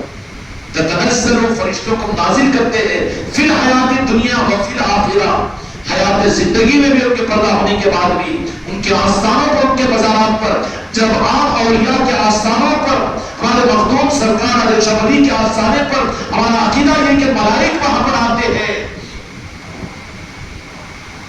تو پھر پیران پیر غوث اعظم کی بارگاہ وہ تو فرشتے لائن لگا کر انتظار کرتے رہتے ہیں کہ ہمیں کب قدم بوسی نصیب ہو جائے، کب دست بوسی نصیب ہو جائے. وہ تو اولیاء وہ ہوتے ہیں، وہ ہوتے ہیں. حضور پیران پیر غوث اعظم کا مقام اللہ اکبر نہیں کہہ سکتے، اس لیے کہنے والے بڑے بڑے اولیاء نے یہ بات کہی کہ جیسے تمام انبیاء اکرام علیہ السلام کے اندر میں ہر نبی نبی ہے جگہ، لیکن جو عظمت اور جو مقام میرے آقا دو جہاں کے مالک محمد رسول اللہ صلی اللہ علیہ وسلم کو عطا فرمایا، ہم نہیں کہہ سکتے کہ آپ بھی آپ عام نبی ہے. نہیں، نبی نہیں بلکہ امام الانبیاء ہے. آپ کی شان الگ ہے. ایسے ہی فرمایا کہ جیسے تمام نبیوں کے در میں دو جہاں کے مالک میرے آقا کا مقام ہے، دنیا کے اولین اور آخرین تمام اولیاء میں حضور پیران پیر غوث اعظم کا مقام ہے. امام الاولیاء ہے وہ. اور یہ نہیں کہ آپ کو 22 سال 25 سال کی قربانیاں اور ریاضتوں کی وجہ سے مقام ملا، بلکہ ازل سے اللہ تبارک و تعالیٰ نے آپ کو مقام عطا فرمایا. ازل سے، ارواح عالم سے یہ مقام آپ کو نصیب ہوا. کتنی بدنصیبی ہے ان لوگوں کی جو کلمہ پڑھنے کے بعد میں غوث اعظم کی مجلسوں کی توفیق انہیں نہ ملے، ان کے حالات سے واقف نہ ہو، اور ان کے تذکروں کے لیے ان کی مسجدوں میں جگہ نہ ہو، ان کے گھروں میں تذکرے نہ ہو. کتنی گمراہیت پھیلی ہوئی ہے آج. ایسی روایتیں موجود ہے حضور پیران پیر غوث اعظم کے بارے میں کہ اللہ تبارک و تعالیٰ نے ارواح عالم کے اندر میں ایک خاص مجلس قائم فرمائی ارواح عالم کے اندر میں، اور یہ اعلان فرمایا کہ اس مجلس میں صرف انبیاء اکرام علیہ السلام ہوں گے. اور اللہ تبارک و تعالیٰ نے مجلس کا انتظام کیا ارواح عالم میں عرش الہی پر. پہچانو کہ کتنی بڑی خوش قسمتی ہے ہماری کہ ویسے امام الاولیاء حضور پیر غوث اعظم کے تذکرے اور کی مجلسوں کے اندر ہم کو شرکت مل رہی ہے. نہ چھوڑو مجلسیں، چاہے لیٹ کر یہاں پر مجلسوں میں شریک ہونا پڑے، لیٹ کر شریک ہو، لیکن کسی طرح سے ہیلا لگا کر محفلوں سے محروم مت ہو. ارواح عالم کے اندر میں محفل کی خدا نے اعلان کروایا کہ اس محفل کے اندر میں صرف نبی ہوں گے. اور محفل کے انعقاد کی وجہ کیا تھی؟ ان سارے انبیاء جس میں 14 انبیاء 314 رسول تھے، ان سب کو امام الانبیاء میرے آقا دو جہاں کے مالک محمد رسول اللہ صلی اللہ علیہ وسلم کی عظمت کو ظاہر کروانا مقصود تھا. محفل لگوانے والے، محفل کے سجانے والے، محفل کا انتظام کرنے والے رب العالمین اور ارواح عالم کے اندر میں ہو رہی ہے. عظمت کو جانو پیرانے پیر کی، لائٹ لے لیے چلو ہو رہی پیرانے پیر کی مجلس، نیاز شریف ہو رہی نہیں. حقیقتوں کو جانو، نیاز کے مقصد کو حاصل کرو. نیاز تمہارے کھانے پینے کا نام نہیں ہے، صرف فاتحہ کی جلیبی کا نام نہیں ہے. یہ حضور پیر غوث اعظم کی ذات سے محبت کے پیدا کرنے کے لیے تھا یہ مقصد. اگر وہ مقصد حاصل نہیں ہو رہا تو پھر رسم بن رہی ہے چیز، رسم کے اندر میں روح باقی نہیں رہتی. مجلس قائم بھی اللہ تبارک و تعالیٰ نے اعلان کروایا کہ انبیاء کی محفل ہے، خاص ہے. جیسے وی آئی پیز اور بڑے لوگوں کی اگر کہیں پر خاص میٹنگ ہو، گول میز کانفرنس ہو، تو کتنی کسٹڈی لگا دی جاتی ہے کہ کوئی غیر آدمی نہ آ جائے، کوئی کسی کا سیل چالو نہ رہے، کوئی مخبری باہر نہ ہو جائے. کتنا انتظام کیا جاتا ہے، فرشتوں کا نظام. انبیاء کو مسندیں بچھائی گئی، کرسیاں بچھائی گئی. وہاں پر دو جہاں کے مالک میرے آقا کی جلوہ افروز اونچی کرسی پر رب العالمین کے بازو، انبیاء اکرام علیہ السلام. اللہ تبارک و تعالیٰ کا اعلان ہے کہ صرف نبیوں کی ہے یہ مٹی. میرے آقا دو جہاں کے مالک کے تعارف کے لیے کہ میں نے اپنے محبوب کو کیا عظمتیں عطا فرمائی اور نبیوں کو سکھایا. اللہ تبارک و تعالیٰ نے تو اپنے محبوب کو میرے آقا کی عظمتیں بتانے کے لیے ارواح عالم پر یہ مجلسیں کروائی. اور یہ مدرسی مسلمان میلاد کی محفلیں مسجدوں میں نہ کریں، اور یہ مدرسی کلمہ پڑھنے والا اپنے آپ کو کہنے والا امتی اپنے گھروں میں محفل میلاد نہ کرے. اس سے زیادہ مدرسی بھی اور گمراہیت کیا ہوگی. ارواح عالم کے اندر میرے آقا کی عظمتوں کو بتانے کے لیے انبیاء کی مٹی کو قائم کیا. تو فرشتوں سے کہا گیا کہ دیکھو کوئی غیر نبی تو نہیں ہے یہاں پر.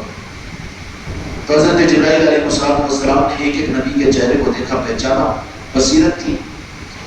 لیکن ایک طرف میں بازو میں ایک چہرہ بیٹھا ہوا تھا جو پہچان لی کہ یہ تو غیر نبی ہے، غیر نبی ہے.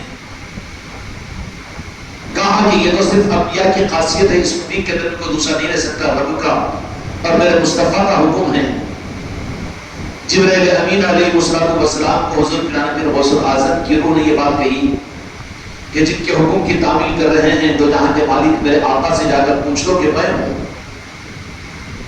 حضرت جبرائیل علیہ السلام کی وہ بات چلی رہی تھی کہ میرے آقا کے پاس میں جب بات پہنچی تو کہا کہ وہ نبی بے شک نبی نہیں ہے، لیکن وہ میرا چہیتا ہے عبد القادر جیلانی. کیا ہے؟ نبی تو نہیں ہے لیکن نبیوں کا چہیتا ہے. انبیاء کے سامنے تعارف ہوا حضور پیر غوث اعظم کا. آج مسلمانوں کے سامنے تعارف نہیں، جمعہ کے بیانات میں غوث اعظم کے تذکرے نہیں. کیوں چاہتے ہو ایسی مسجدوں کے اندر میں، کیوں سنتے ہو ایسی جگہ کے بیانات کو کہ اپنی مسئلے کو جماعتوں کو سمجھائیں، لیکن غوث اعظم کو جن مسجدوں میں نہ سمجھایا جاتا ہو، غریب نواز کو نہ سمجھایا جاتا ہو، کیوں جاتے ہو وہاں پر؟ کیا ملے گا تمہیں وہاں پر؟ مسئلہ پر جماعت مل جائے گی نا، حق نہیں ملے گا وہاں پر. کہا کہ وہ چہیتے انبیاء ہے، رہنے تو نبی تو نہیں ہے لیکن رہنے تو انبیاء کے ساتھ میں جلوہ افروزی میں حضور پیر کہ جن کی شروعات کا عالم یہ ہو کہ نبیوں کے ساتھ میں بیٹھنا میرے آقا کی مرضی ہو چکی ہو، ان کا مقام کیا ہوگا کوئی اندازہ کر سکتا ہے؟ حضور پیر غوث اعظم کے مقام کا یہ مقام ہے. حضور پیر غوث اعظم دستگیر احمد الرحمن کا احادیث کے اندر میں سارے تذکرے ملتے ہیں کہ قرآن سے میں نے بتا دیا، احادیث کی تشریح سے بتا دیا اور مولا علی اور حجت پاک اور ائمہ طریقت کے ذریعے سے بتا دیا کہ خود دنیا کے مالک میرے آقا نے اپنے جمعہ مبارک کو عطا فرما کر امانت دے دی تھی کہ 5ویں صدی ہجری کے اندر میں جب ایک بغداد شریف کے اندر میں پیدا ہوں گے جن کا نام عبد القادر ہوگا، گیلان یا جیلان کے اندر میں پیدا ہوں گے اور دنیا ان کو عبد القادر جیلانی کہے گی، جب ان کا چرچا سنو تو جا کر اپنے ہاتھوں سے ان کی خدمت میں ہماری طرف سے یہ جمعہ مبارک پہنچا دینا۔ کون ہے پیرانے پیر شیخ عبد القادر جیلانی رحمۃ اللہ علیہ؟ کہیں پر ملے گا یہ مقام کسی اور کو؟ پیرانے پیر غوث الاعظم آج غافل ہے امت کی مسجدیں بھی تذکروں سے غافل ہے، خالی ہے۔ ارے ان کے بارے میں کیا شکایت کرتے ہو کہ جہاں پر جماعت و مسلکوں نے قبضہ کیا، خود ہمارے سنیوں کی مسجدوں میں کہاں تذکرے ہیں، ہمارے گھروں میں کہاں تذکرے ہیں، ہمارے گھروں کے اندر میں کہاں ہے یہ نظام؟ رکاوٹیں وہاں پر ہوگی جامع مسجد کے اندر نہیں کر سکتے، لیکن اے مسلمان اے سنی تو اپنے گھر میں تو کر سکتا ہے، کیوں نہیں کر رہا ہے؟ کہ نہیں جا کے امریکہ والے کچھ کلمہ پڑھاؤں گا، نہیں تو میں بھی نہیں پڑھوں گا، پڑھ جا۔ امریکہ کے صدر کچھ کلمہ پڑھا تھا، نہیں تو میں بھی نہیں پڑھتا، نہ کو پڑھنا۔ اور یہ شکل جو کر سکتا ہے وہ تیرے بس میں وہ تو کر، تیرے گھر میں کیوں نہیں ہو سکتی پیرانے پیر کے نسبت کی محفلیں؟ 10-20 صحابیوں کو جمع کر پیرانے پیر کے تذکرے کر، سارا سودا بھی لنگر بچھا اور بچھا کر پیرانے پیر غوث الاعظم کی محبتوں کا اظہار کر کہ میں غوث پاک کا چاہنے والا ہوں اور میرے غوث پاک ہے، غوث پاک کا میں ہوں، اپنی غلامی کا اظہار کر، تو تجھے 11ویں شریف کی فضیلت حاصل ہو جائے گی۔ ورنہ لوگ بدل لیتے بکرا کاٹو، نیاز ہو جاتی، سانپ پر برکت رہتی اور وہ ہو جاتا، یہ کام بن جاتے، وہ کام۔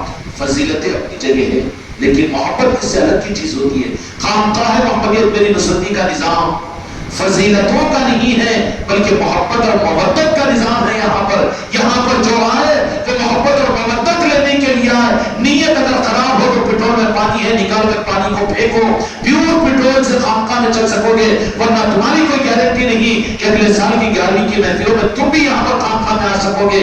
تم بھی خانقاہ کے سامنے جاؤ گے لیکن خانقاہ کے اندر نہیں آ سکتے، اگرچہ کہ تم مرید اور خلیفہ کیوں نہ ہو۔ کھلی بات، بالکل کھلی بات۔ پھر کائنات بھی انتظار کر رہی تھی۔ حضور پیرانے پیر غوث الاعظم کی شان عجیب ہے، ولیوں کے امام ہے، آپ کی شان بھی علیحدہ عجیب ہے۔ جیسے کسی میرے آقا نے یہ بات کہی کہ جیسے تمام انبیاء کے اندر میں دو جہاں کے مالک میرے آقا کی عظمت اور محبت اور مقام ہے، ایسے ہی تمام اولین اور آخرین کے اولیاء میں حضور پیرانے پیر غوث الاعظم کا مقام ہے۔ بالکل آپ کو سچ کہا، نرالی شان ہے پیرانے پیر غوث الاعظم کی۔ یہی وہ شان ہے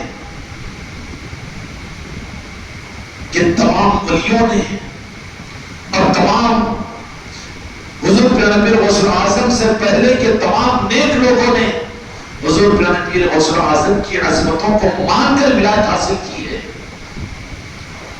چنانچہ سرکار جنید بغدادی رضی اللہ تعالیٰ عنہ یہ کون ہے؟ 250 سال تقریباً حضور پیرانے پیر غوث الاعظم دستگیر رحمت اللہ زبان سے 150-200 سال پہلے کے ولی کامل ہیں، ولی کامل ہے۔ حضرت خواجہ حسن بصری رحمت اللہ علیہ کون ہے؟ مولا علی مشکل کشا علیہ السلام کے شہزادے امام زین العابدین رضی اللہ عنہ کے خلیفہ ہیں۔ انہوں نے تذکرہ فرمایا غوث الاعظم کا تذکرہ، اور سرکار جنید بغدادی رضی اللہ عنہ بغداد شریف کے اندر میں چونکہ ولایت اس مقام پر پہنچنے کے بعد میں آپ اپنی مسجد کے اندر میں جمعہ بھی پڑھایا کرتے، خطبہ بھی دیا کرتے تھے، بیان بھی کیا کرتے تھے۔ سرکار جنید بغدادی رضی اللہ تعالیٰ ایک مرتبہ خطبے کے درمیان میں سارا مجمع کھڑا ہوا بغداد کی جامع مسجد میں، سرکار جنید بغدادی رضی اللہ تعالیٰ خطبے کی حالت کے اندر میں تھوڑا سا اونگ آئی، اور اونگ آتے ہوئے خطبے کے درمیان میں کہا کہ بے شک یا شیخ عبد القادر جیلانی آپ کے قدم مبارک میری گردن پر میری گردن پر میری گردن پر۔ تو مجمع بے ادب تو نہیں تھا کہ یہ کیسا جملہ ہے، فتوے دینے والے تو نہیں دیتے، مفتیاں نہیں تھے، بکٹ پلٹ کے مفتیاں نہیں تھے، دیتے تھے تو دین و ایمان کے ساتھ میں زبان کو کھولتے تھے، قلم کو لکھتے تھے۔ بعد میں لوگوں نے پوچھا کہ آج خطبے کے اندر یہ کیا ہوا؟ تو سرکار جنید بغدادی رضی اللہ تعالیٰ عنہ نے فرمایا کہ نداء غیبی کے ذریعے سے مجھے مراقبے کے اندر میں یہ بتایا گیا کہ میرے زمانے کے 100-150 سال کے بعد میں ایک عبد القادر نام کے اس بغداد میں پیدا ہوں گے اور ولایت کے اس مقام پر ہوں گے کہ کوئی ولی اس وقت تک ولی نہیں بن سکے گا جب تک کہ اس کے گردن پر ان کے قدم مبارک نہ ہو. تو میں نے ان کے قدموں کو ان کے پیدا ہونے سے پہلے اپنی گردن پر قبول کیا.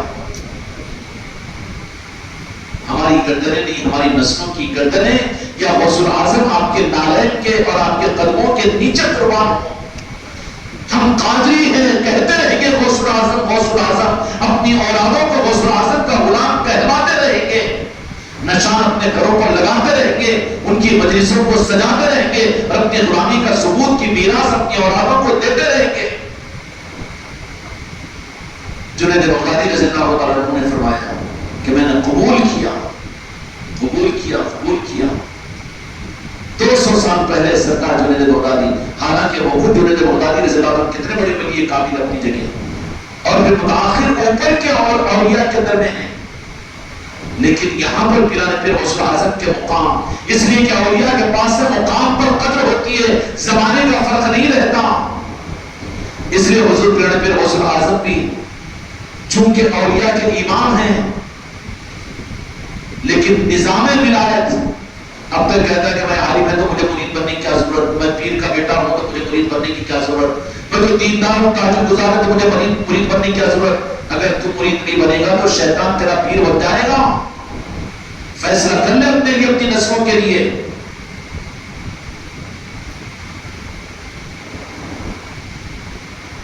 جس کا کوئی پیر کامل اگر کوئی مرید نہیں ہوتا تو اس کا پیر تو شیطان بن جاتا ہے. شیطان کے ہاتھ میں نکیل، بس جدھر کو لے کر چلے چلتا چلا جائے گا. یہ مسلک کو جماعت یہ مسلک بھٹکتا رہے گا وہ، کیونکہ نکیل ہی نہیں ہے ہاتھ کے اندر میں. حضور پیران پیر غوث الاعظم دستگیر احمد الرضوان کو یہ عصمت، یہ مقامات کے ملنے کے باوجود آپ کو ارواح عالم سے ولایت کا اونچا منصب عطا کیا گیا. پھر آقا نے تصدیق فرما دی اور مولا علی نے رہنمائی طریقت نے آپ کی ولایت کی تصدیق فرمائی اور بعد کے اولیاء اکرام نے آپ کو ولی کامل مان کر آپ کی ولایت کا اقرار کیا. اس کے باوجود آپ اس دنیا میں جب تشریف لائے تو آپ نے بھی باضابطہ ایک پیر کامل کے ہاتھ پر آپ نے بیعت کی. آپ کے پیر کا نام، آپ بھی پیر والے ہیں، آپ بھی ایک پیر کے ہاتھ پر بچا آپ نے بھی بیعت کی کہ نہیں کی؟ کیا نام ہے جی شاہد صاحب غوث الاعظم کے پیر صاحب کا؟ وہ گئے 2-4 پیسے ہو گئے، وہ فارمولیٹ معلوم نہیں، اس پہ تم کا بنتی. اب ادھر کہیں تو سب اتنا ٹینشن لے دے گی. دیکھو ہم کو بھی یاد دینا.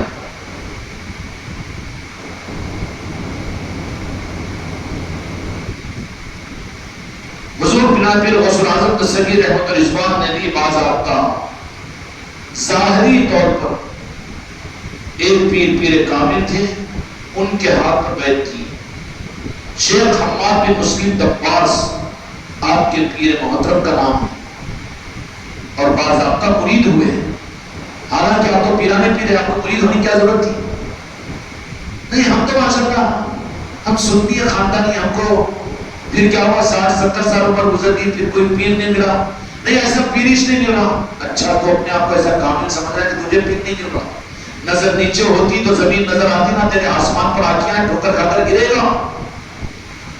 تجھے پیر نہیں مل رہا ہے کیونکہ تو خود اپنے آپ کو پیر سمجھ رہا ہے، اس لیے تجھے پیر نہیں مل رہا. اگر پیر نہیں ملتا تو پھر اس کا مطلب یہ ہے کہ تیرا پیر شیطان بنا ہوا، تجھے صحیح پیر نہیں ملا رہا ہے. اگر سچی نیت ہوتی تو پیر تو ضرور مل جاتا. شیخ حماد مسلم دباس رحمۃ اللہ علیہ جب بغداد کے اندر پیر کامل تھے، باضابطہ ان کے دست مبارک پر آپ نے بیعت فرمائی اور بیعت فرمانے کے بعد پھر پیر و مرشد نے ان کو سارے طریقوں سے واقف کروایا. کیا کروایا؟ سارے طریقوں سے واقف کروایا، طریقت کی تعلیمات وغیرہ دے کر.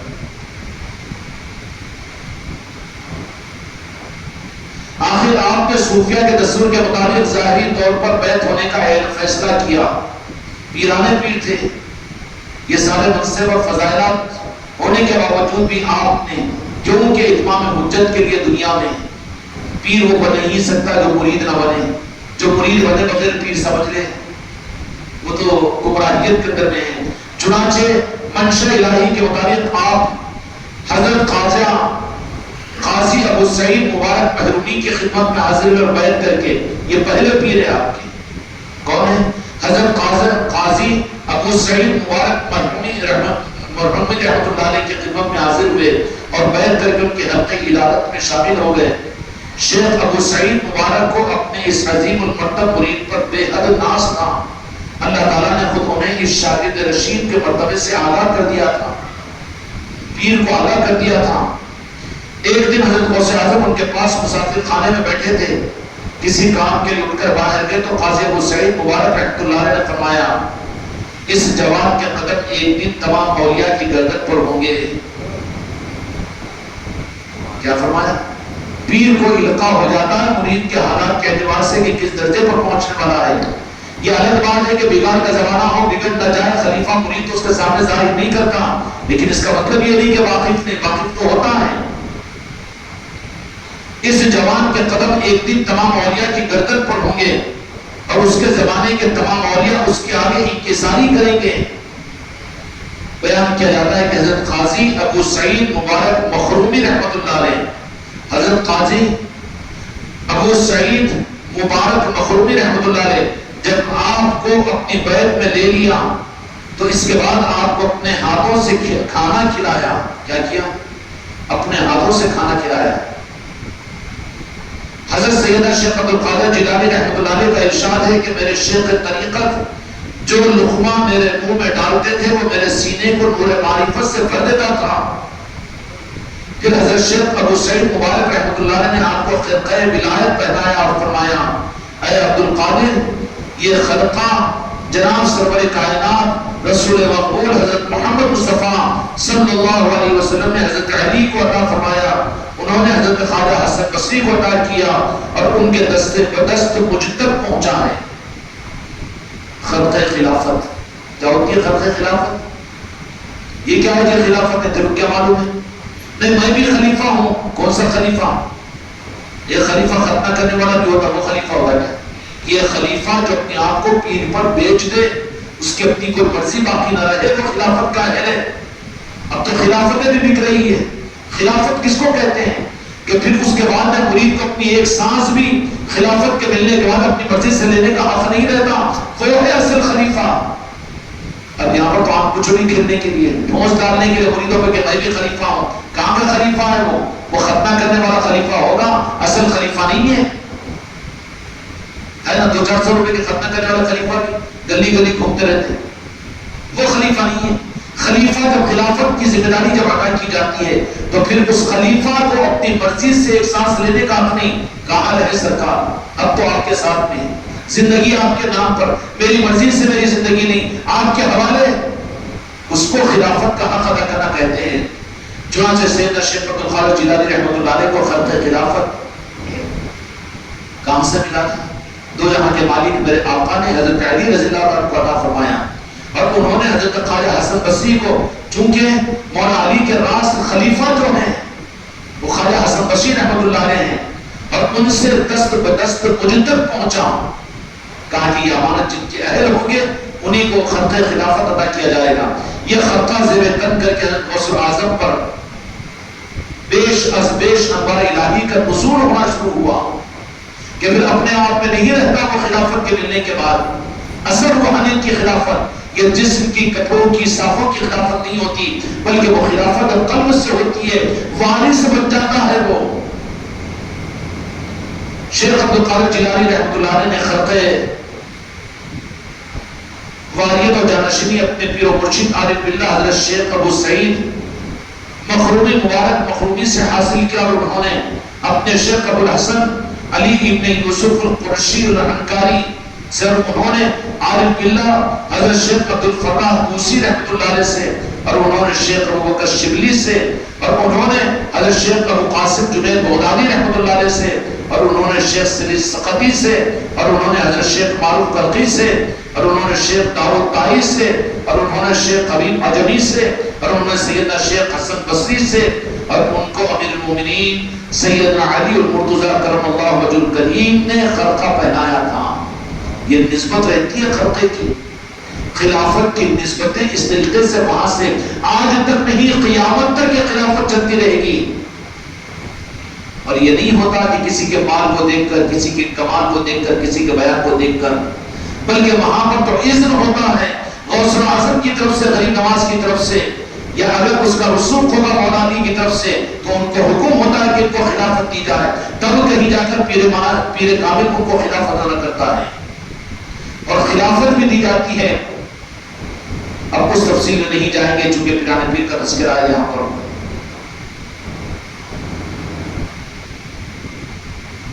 اور علی المرتضیٰ کو سرکار دو جہاں حضرت محمد مصطفیٰ صلی اللہ علیہ وسلم نے یہ خلقہ مبارک عطا فرمایا تھا. اور خلقہ مبارک جو ہوتا ہے اس کی نسبت کبھی خلافت کی پیری مریدی کی، وہ لچر لپوٹا ہوتے مولویاں جو مذاق اڑاتے پیری مریدی کا، خلقہ خلافت کا، بیت السلوک کا، ان اوباشوں کو تو چھوٹے گنڈوں کو، لیکن خلقہ کہاں ہوتا ہے معلوم ہے؟ تو جہاں کے مالک میرے آقا جب شب معراج میں رب کی بارگاہ میں تشریف لے گئے تو اس وقت میں مقام سدرہ پر حضرت جبرائیل امین علیہ السلام رک گئے اور کہا کہ آگے میں نہیں بڑھ سکتا یا رسول اللہ، یہ تو آپ کا مقام ہے. تو وہاں پر ایک خلقہ اللہ تعالیٰ کی طرف سے آپ کو زیب تن عطا کیا گیا اور آپ نے وہاں پر اس خلقے کو پہنا. وہ پہن کر اس کے ساتھ میں لاکھوں مکان کا سفر آپ نے کیا، اللہ تعالیٰ سے روبرو ملاقات کی. ثم دنا فتدلی فکان قاب قوسین او ادنی. معراج شریف میں جو خلقہ ملا اس خلقے کے ساتھ میں جب واپس تشریف لائے تو وہ خلقہ جو جہاں کے مالک میرے آقا محمد رسول اللہ صلی اللہ علیہ وسلم نے اپنے سب سے زیادہ امانتدار اور سب سے زیادہ اس کے حقدار اس روئے زمین پر اگر کوئی تھے تو وہ میرے مولا علی کی ذات تھی. ان کو عطا کیا، کسی اور کو عطا نہیں کیا. وہ خلقہ وہ ہے. پھر وہ خلقہ منتقل ہوتا رہا. پیر کامل اپنے ساتھ میں نہیں لے کر جاتا بلکہ اپنے باپ اہل کو دیکھ کر ڈھونڈتا ہے اور ڈھونڈ کر ان کو منتقل کرتا ہے. اگر کوئی خلیفہ میں ایسا خلیفہ نہیں ملا تو نام کے خلیفہ، رجسٹر کے خلیفہ نہیں ہوتے، بلکہ جن کو خلافت کا خلقہ ملتا ہے وہ اصل خلیفہ ہوتا ہے. وہ امانتدار، وہ پیر کے ہم مشابہ اور پیر کے قائم مقام بن جاتا ہے. اور جن کامل بزرگوں کو اپنے مریدوں، اپنے خلیفاؤں کے اندر ایسا اہل نہیں ملتا، یہ اوپر کے مسئلے اور یہ دستار تو دے دیتا، خلیفہ تو بول دیتا، ملکت تو دے دیتا، لیکن اصل خلافت نہیں ملتی. وہ خلافت کے لیے تو زندگی پر ڈھونڈتا رہتا ہے کہ کوئی ایک اہل مل جائے. جب مل جاتا ہے وہ اہل تو پھر اللہ اس کے محبوب کے ذریعے سے، مولا علی کے ذریعے سے، غوث خواجہ کے ذریعے سے ان کو اذن لے کر پھر اس کو اپنا خلقہ خلافت ادا کرتا ہے. وہ وارث ہوتا ہے وہ ولی کامل کا. جیسے سلطان الہند غریب نواز کے 92 خلفاء ہیں، اجناؤں کے اندر بھی کئی خلیفہ ہیں، لیکن اصل خلیفہ بابا قطب الدین بختیار کاکی رحمۃ اللہ علیہ آپ کو خلقہ خلافت عطا فرمایا. اور بھی بابا قطب الدین بختیار کاکی رحمۃ اللہ علیہ کے خلفاء کئی، شمس الدین التمش بادشاہ بھی آپ کا خلیفہ تھا، کئی ایسے تھے، لیکن ان لوگوں میں سے خلافت جو عطا کی بابا قطب الدین بختیار کاکی نے بابا فری الدین گنیش شکر رحمۃ اللہ علیہ کو عطا کی. کس کو عطا کی؟ بابا قطب الدین بختیار کاکی رحمۃ اللہ علیہ نے.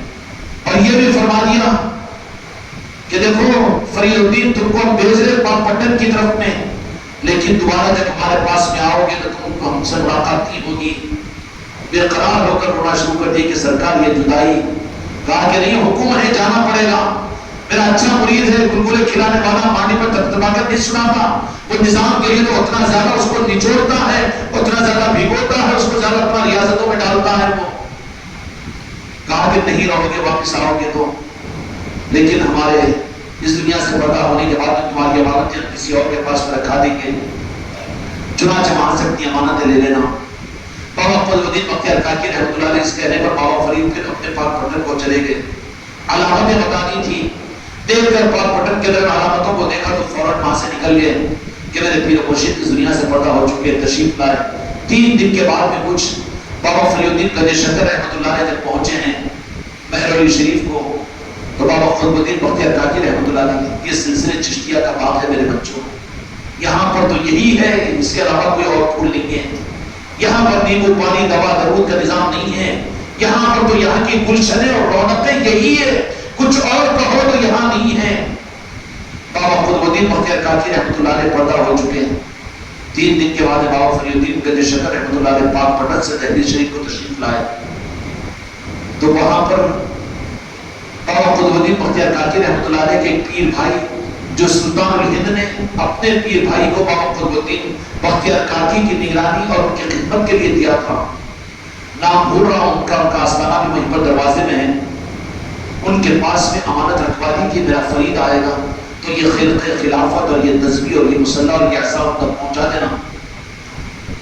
چنانچہ جیسے ہی تشریف لائے تو 2 رکعت نماز پڑھوائی خانقاہ کی مسجد کے اندر میں، اور اس کے بعد اپنے ہاتھوں سے انہوں نے وہ خلقہ پہنایا، عصا دیا، تسبیح ادا کی، تسبیح دی، اور اس کے بعد نے کہا کہ بابا فرید الدین گنج شکر رحمۃ اللہ علیہ چند دن قیام کیے، پھر اجازت لے کر پاک پٹن کو اپنے کام پر چلے گئے۔ خلافت کچھ اور ہوتی ہے، مقصد کو پورا کرنے والا خلیفہ ہوتا ہے، خالی برکت والا خلیفہ، پیر ہمارا پیر کے ساتھ دشمن ہے، پیر کے ساتھ تعلق ہے، یہ نہیں ہے، یہ وارث نہیں ہو سکتا، یہ تو برکت والا ہے، یہ برکت والا کبھی بھی سرکس بن سکتا ہے، آنے والا کبھی بھی رخ کو موڑ سکتا ہے، کبھی عقیدت والا کبھی بھی مخالفت کر سکتا ہے، یہ سرکس والا ہے، برکت والا ہے یہ۔ بالمقابل اس کے بابا فری الدین گنج شکر رحمۃ اللہ علیہ پاک پٹن جہاں کا حکم دیا اپنے مرشد وہاں چلے گئے۔ پھر بابا فری الدین گنج شکر رحمۃ اللہ علیہ کی خلافت جو ملی وہ صابر الدین صابر پاک علاء الدین علی احمد قیدی رحمۃ اللہ علیہ کو، تو دیکھا کہ صابر پاک کا معاملہ تو جلال کا حقوق کا عالم ہے، امت کو اور عوام کو فیض کیسے پہنچے، تو پیر جانتا ہے کہ کس خلیفہ کے ذریعے سے کیا نظام کو چلانا ہے، کس کو کیسے چلانا ہے، پیر خوب جانتا ہوں۔ خلیفاؤں کو پیر نہیں جانتا تو کیا مرید جانے گا کہ کیسے چلانا ہے، ان کو خلافت کیوں دیے، ان کو خلافت کیوں دیے، تجھے کیا معلوم ہے؟ اب پیر کا پیر بننے کے چکر میں مت رہے، مرید ہے اپنی اوقات میں رہے، حرف مت اٹھا کہ ان کو خلافت کیوں دیے، تجھے حق کہاں ہے کہ پیر کا پیر بنا ہوا ہے تو؟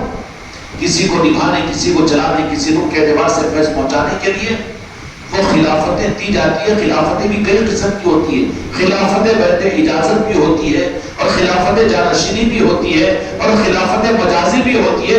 خلافتوں اب وہ پیر کس خلیفہ کو کون سی خلافت دیا تم کیا جانتے ہو؟ تم تو بولے کہ خلیفہ خلیفہ، اب انہیں بھی کہاں تھے کو اچکا کر 54 انچ کا سینہ لے کر میں بھی خلیفہ ہوں، میں بھی بڑا خلیفہ ہے، لچر خلیفہ ہے تو اپنے آپ کو خلیفہ سمجھا، تو خلیفہ کہاں ہے؟ خلیفہ کو تو حق نہیں ہے کہ اپنے کو خلیفہ سمجھے، بلکہ خلیفہ تو وہ ہے کہ جو اپنے آپ کو پیر کے پیروں کی دھول سمجھے، مجھے نسب پہ کوئی بات نہیں لیکن حق بتا رہا ہوں یہ۔ اور خلیفہ کو حق نہیں ہے کہ وہ اپنے کو خلیفہ سمجھے، جو اپنے کو خلیفہ سمجھے وہ خلیفہ بننے کے قابل نہیں بلکہ مرید رہنے کے قابل نہیں ہے۔ بابا قطب الدین بختیار کاکی رحمۃ اللہ علیہ نے بابا فرید کو دیا، اور بابا فرید نے صابر پاک کو دیا، اور صابر پاک کے ساتھ محبوب الہی نظام الدین اولیاء کو بھی دیا کہ تم اب ہمارے سلسلے کو آگے بڑھو۔ صابر پاک کے سلسلے کو تھوڑا سا روکتے ہیں 300 برس تک، کیوں کہ صابر پاک کا معاملہ تو کچھ علیحدہ ہی ہے۔ کون ہے صابر پاک معلوم ہے؟ حضور پیر غوث اعظم کی اولاد ہے۔ کون ہے؟ غوث اعظم کی اولاد ہے۔ وہ کیسے؟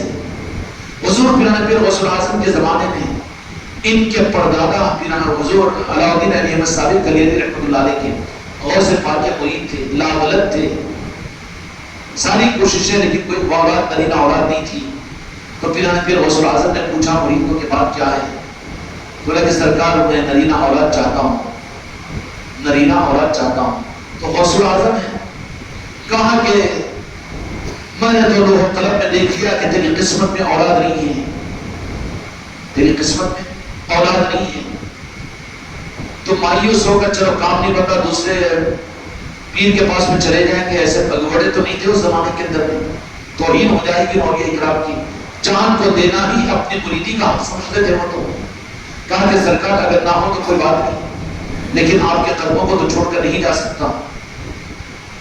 اس سے زیادہ عظمت اور استقامت کے ساتھ میں اب تو بولے سو کام، اگر پیر نہیں کیا بات، پیر کی ٹھیکیداری ہے، خدا بنا ہوا ہے وہ پیر، اب پیر پہ شکایت وہ کام میرا بنا لے نہیں، ارے کتا دیا کنٹریکٹر دیا، کیا سمجھا کنٹریکٹر سمجھا پیر کو؟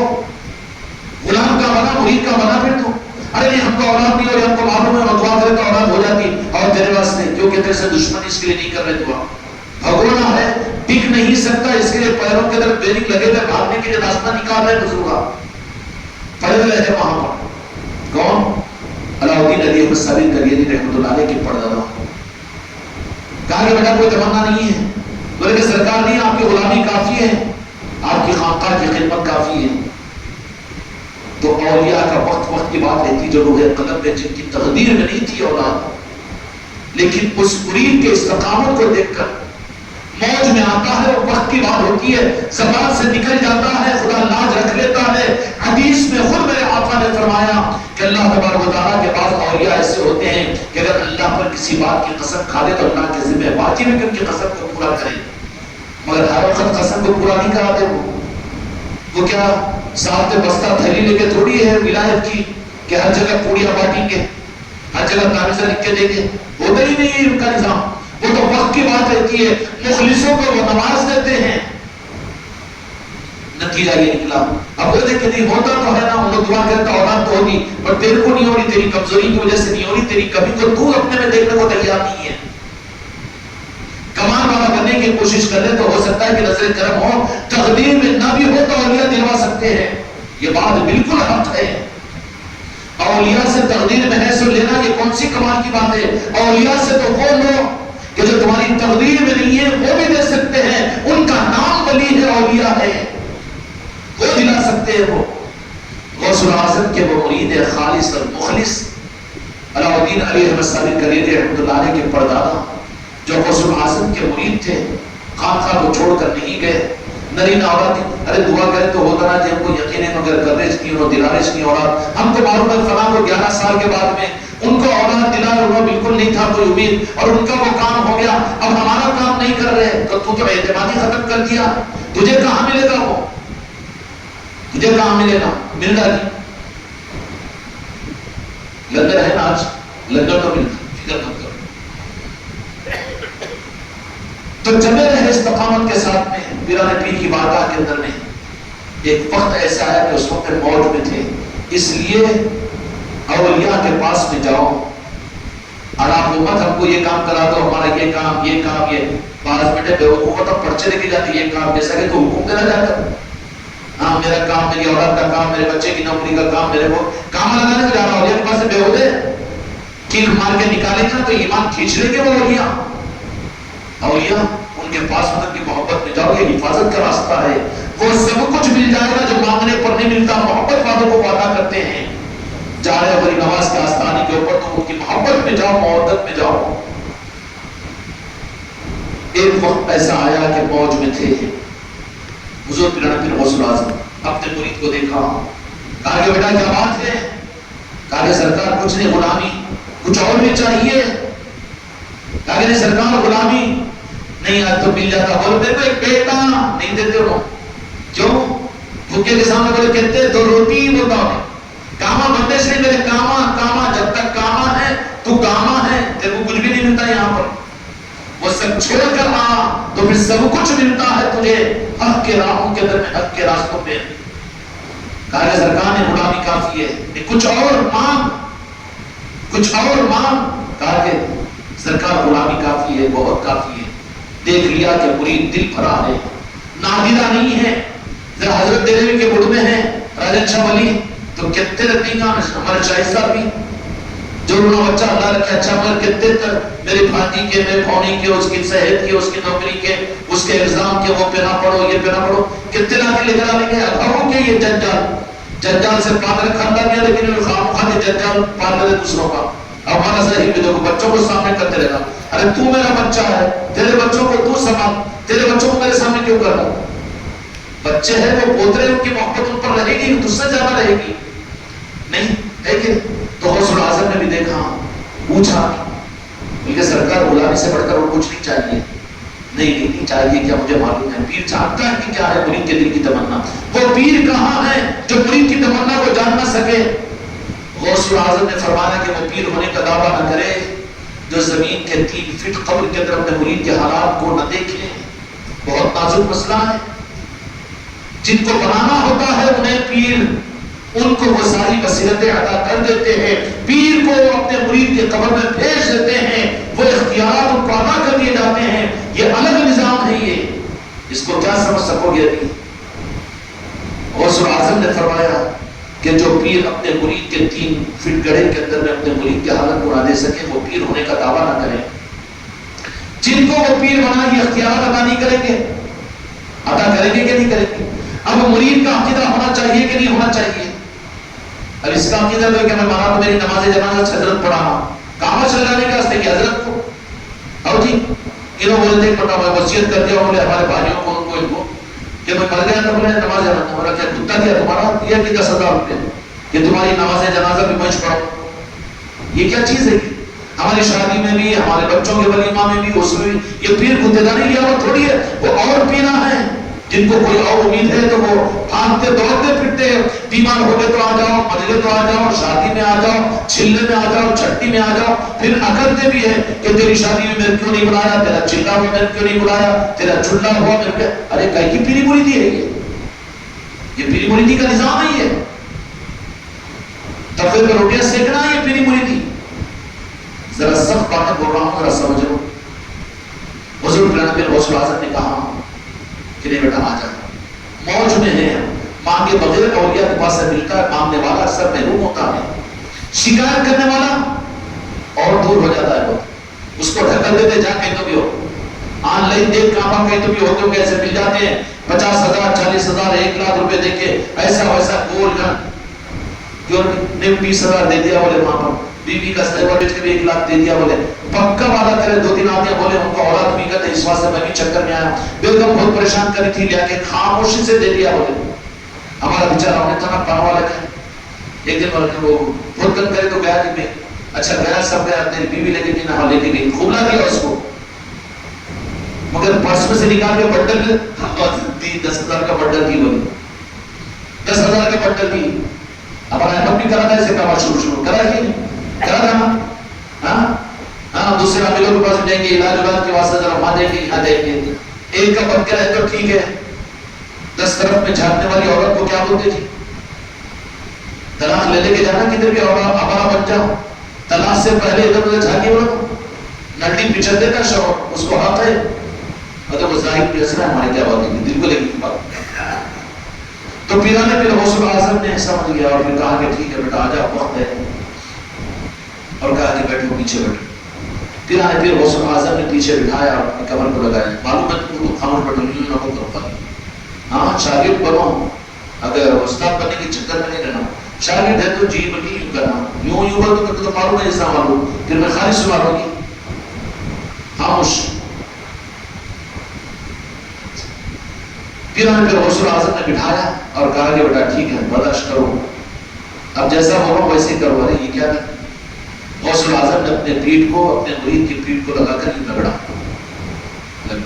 اور کہا کہ ٹھیک ہے اتنا کر کے خالی نام لکھ لیا ہوگا کہ ماں ختم نہیں کر رہا ہوں لیکن ان لوگوں کے ان معاملات کے اندر میں نہیں سمجھ پا رہا دخل نہیں دینا کاما بندے نہیں تیرے کاما کیوں نہیں بنتے عقیدہ نہیں تیرا کاما کیوں بنیں گے کاما بننے کے لیے دکان چلانے کے اور 4 پیسے کے بڑا کے نہیں کام بنتے تیرے تیرا عقیدہ ہے تو کام بنتے تیرے عقیدہ نہیں ہے تو بھٹکتا رہے تو ضرورت نہیں ہے یہاں پر پھر مسکے بھی نہیں مانیں گے کیوں نہیں آ رہے بول کے نہیں کریں گے یوں پیٹ سے پیٹ لگایا لگا جا اس کے بعد میں ان کو اولاد بھی نرین اولاد بھی اور وہ حضور پھر غوث اعظم نے فرمایا کہ تیری تقدیر میں تو طلب میں تو تیرے لیے اولاد نہیں تھی لیکن میں نے اپنی اولادوں میں سے ایک اولاد کو عطا فرما دیا ہوں وہ ایسا ہوگا کہ ایک وقت پوری دنیا میں اس کا نام ہوگا وہ ہے میرے صابر پاک علاؤدین علی احمد صابر قدیری رحمۃ اللہ علیہ جو میرے آقا ہے میرے سر کے تاج ہے اور اس خانقاہ پر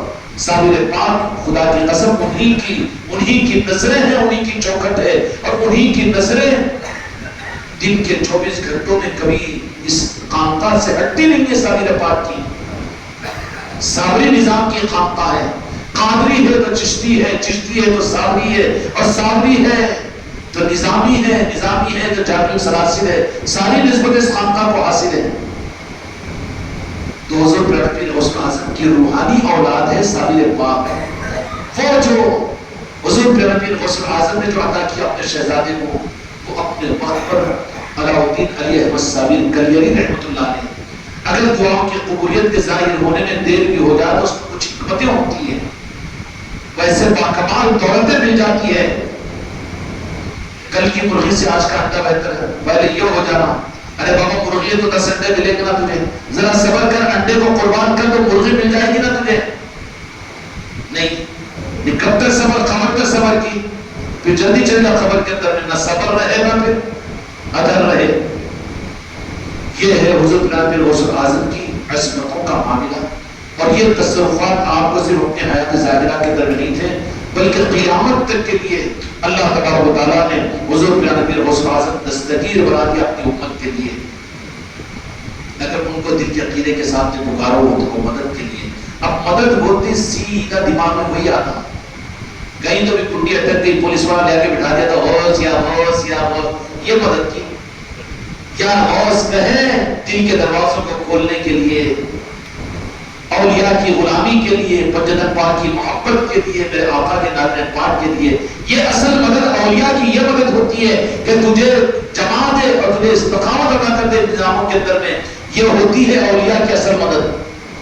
اب اولیاء کی مدد کو تو کوئی چھوڑا، 11ویں کرے تو وہ کامہ بن جاتے ہیں، اور 11ویں کرے تو وہ اولاد ہو جاتی، اور 11ویں کرے تو وہ برکت مل جاتی، اور وہ تعویذ لیے تو یہ ہو جاتا، وہ ارے ارے ارے ارے یہ بھوکا شہر ہے، اس کا پیٹ کہاں سے بھرتا، اس کو تو گھاس کھلاؤ، گھاس کھاتا نہیں، بھوکا رہے گا، سیدھا ہوگا وہ۔ اس لیے خانقاہوں کے اندر میں جو مریدین آتے ہیں نا، ان کی مرضیات، ان کی خواہشات پر ان کو نہیں چلاتے، بلکہ خواہشات اور مرضیات کو کاٹتے ہیں۔ اس کے باوجود جو اعتماد کرتا ہے تو اس کو نبھا بھی لیتے ہیں، اور اس کو سنبھال بھی لیتے ہیں، اس کو عطا بھی کر دیتے ہیں۔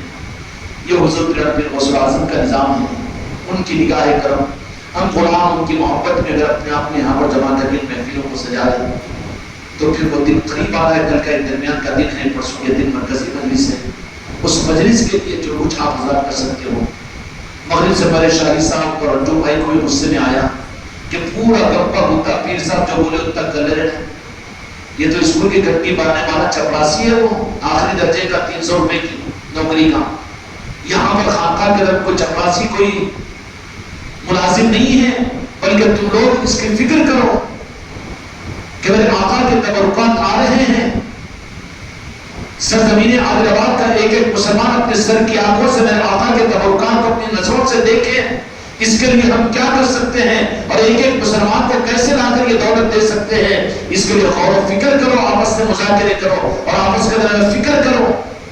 نہیں اتنا حضرت جو بولتی اتنا تو کر لیے نا، اور ہم کو جو بولے اتنا تو ہو گیا نا، یہ تو بیگاری کی چیز ہے، یہ ذمہ داری کی چیز نہیں ہے۔ ذمہ داری ہر مرید اس کی فکر کرے، جو بھی عنوان سامنے آئے اس کے لیے غور و فکر کرے کہ یہ اس سے زیادہ ہم کیسے امت کو انسانیت کو فیض پہنچا سکتے ہیں۔ غور و فکر کرے، ہر ایک کرنا ہے نا، ہاں کرو، نئے باتیں میں تمہارے ذہن کے درمیان آئے تو ادب کے ساتھ میں ہمارے سامنے نہیں رہ سکتے، تو انجو بھائی صاحب نے شاہی صاحب کے سامنے رکھتے، شاہی صاحب ذرا غصے میں آ جاتے ہیں، دن کے معلوم ہے حضرت کو بولے تو پھر میرا معاملہ خطرت پڑ جائے گا کہ ڈرتے ہیں، ذرا بزدل آدمی ہیں، انجو بھائی کو بولو اور کوئی اور لوگوں کو بولو کہ ہمارے ذہن میں اس کے لیے مگر فکر کرو، کیونکہ خانقاہ محمد میری نصرتی کا نظام فکر و تدبر سے چلے گا، تمہارے جان اور مال سے، تمہاری صلاحیتوں اور تمہارے عہدوں سے، تمہاری ناموں سے، تمہارے بیانوں سے نہیں چلے گا۔ یہاں کا نظام تو فکروں سے چلے گا، اور جو فکر کرے اس نظام کے لیے کہ اس نظام کو میں کیسے آگے کر سکتا ہوں اور کیسے اس نظام کے لیے میرا حق ادا ہو سکتا ہے، اس کے ہاتھوں پر اس نظام کو لیا جائے گا۔ اس لیے ہر مرید اس کا پورا حق ادا کرے، کریں گے فکر۔ پرسوں کے دن تبرکات کی زیارت ہوگی تو یہ کوشش کرو، اس کے لیے کیا کر سکتے ہیں سوچو، رات میں اندھیرے میں بیٹھو تھوڑی دیر کے لیے، چاہتے لگا کھاتے پیٹ میں درد ہوا تو سونا کہ 1 گھنٹہ، ویسے زبردستی کا پیٹ میں درد سمجھ کر یہ خانقاہ کی یہ نظام ہے، کیا کریں گے، کیسا کریں گے، فکر کریں گے تو راستے کھلیں گے۔ ہر ایک پر، ہر مرید پر، ہر خلیفہ پر ذمہ داری ہے کہ اس نظام کے فکر کا نظام اور رخ اختیار کرو، کریں گے انشاءاللہ۔ اس سے کیا ہوگا، پھر تمہارے ہاتھ پر بھی کام لیا جائے گا، غوث اعظم اپنے کام تمہارے ہاتھ پر لیں گے، غریب نواز کو تمہارے ذریعے سے اس نظام کو آگے بڑھائیں گے۔ اور پھر انسانیت کا فائدہ ہوگا، خلق کا فائدہ ہوگا، دنیا چمکے گی، دنیا سویرے گی اور دنیا میں گلشن کھلے گا۔ چاہتے ہو کہ نہیں چاہتے ہو؟ اس کے لیے ہر ایک فکروں کا حق ادا کرے۔ کوئی بات آئے فکر کے بعد میں اس کو ادب کے ساتھ میں اہل لوگوں کے سامنے رکھو، بات ہم تک پہنچے گی، ہوگا تو قبول کیا جائے گا۔ ہم یہ نہیں کہتے کہ ہم جو کہہ رہے وہی مانو، بلکہ ہم تو سنتے ہیں تمہاری، پوچھتے ہیں ہم تم لوگوں سے، لیکن تم ہے کہ سنڈ مونڈ اپنی جگہ، بس وہ اسکول کا چپاسی کھٹی مار کر جا کے اپنی کرسی پہ بیٹھ جاتا۔ یہ کیا چیز ہے؟ یہ کب تک آخر؟ بے فکریوں کو ختم کرو، خود اپنی ذات سے کچھ فکر کرو۔ نہیں حضرت یہ کام ایسا کرنا ہے، اس کے بارے میں ایسا کرنا ہے، اپنی صلاحیتوں کو بروئے کار اٹھاؤ، آپس میں صلاح مشورے کرو اور آپس کے اندر سوچو غور و تفکر کرو۔ کریں گے انشاءاللہ۔ کل کا ایک دن باقی ہے، اس کے لیے کیا کریں گے اس کی فکر کرو، پھر اس کے حساب سے مناسبت کے ساتھ نظام طے کیا جائے گا۔ اللہ تعالیٰ حضور کے نبی رسول اعظم کی بارگاہ میں ہم سب کو ہماری نسلوں کو قبول عطا فرمائے۔ وحق لا الہ الا اللہ محمد رسول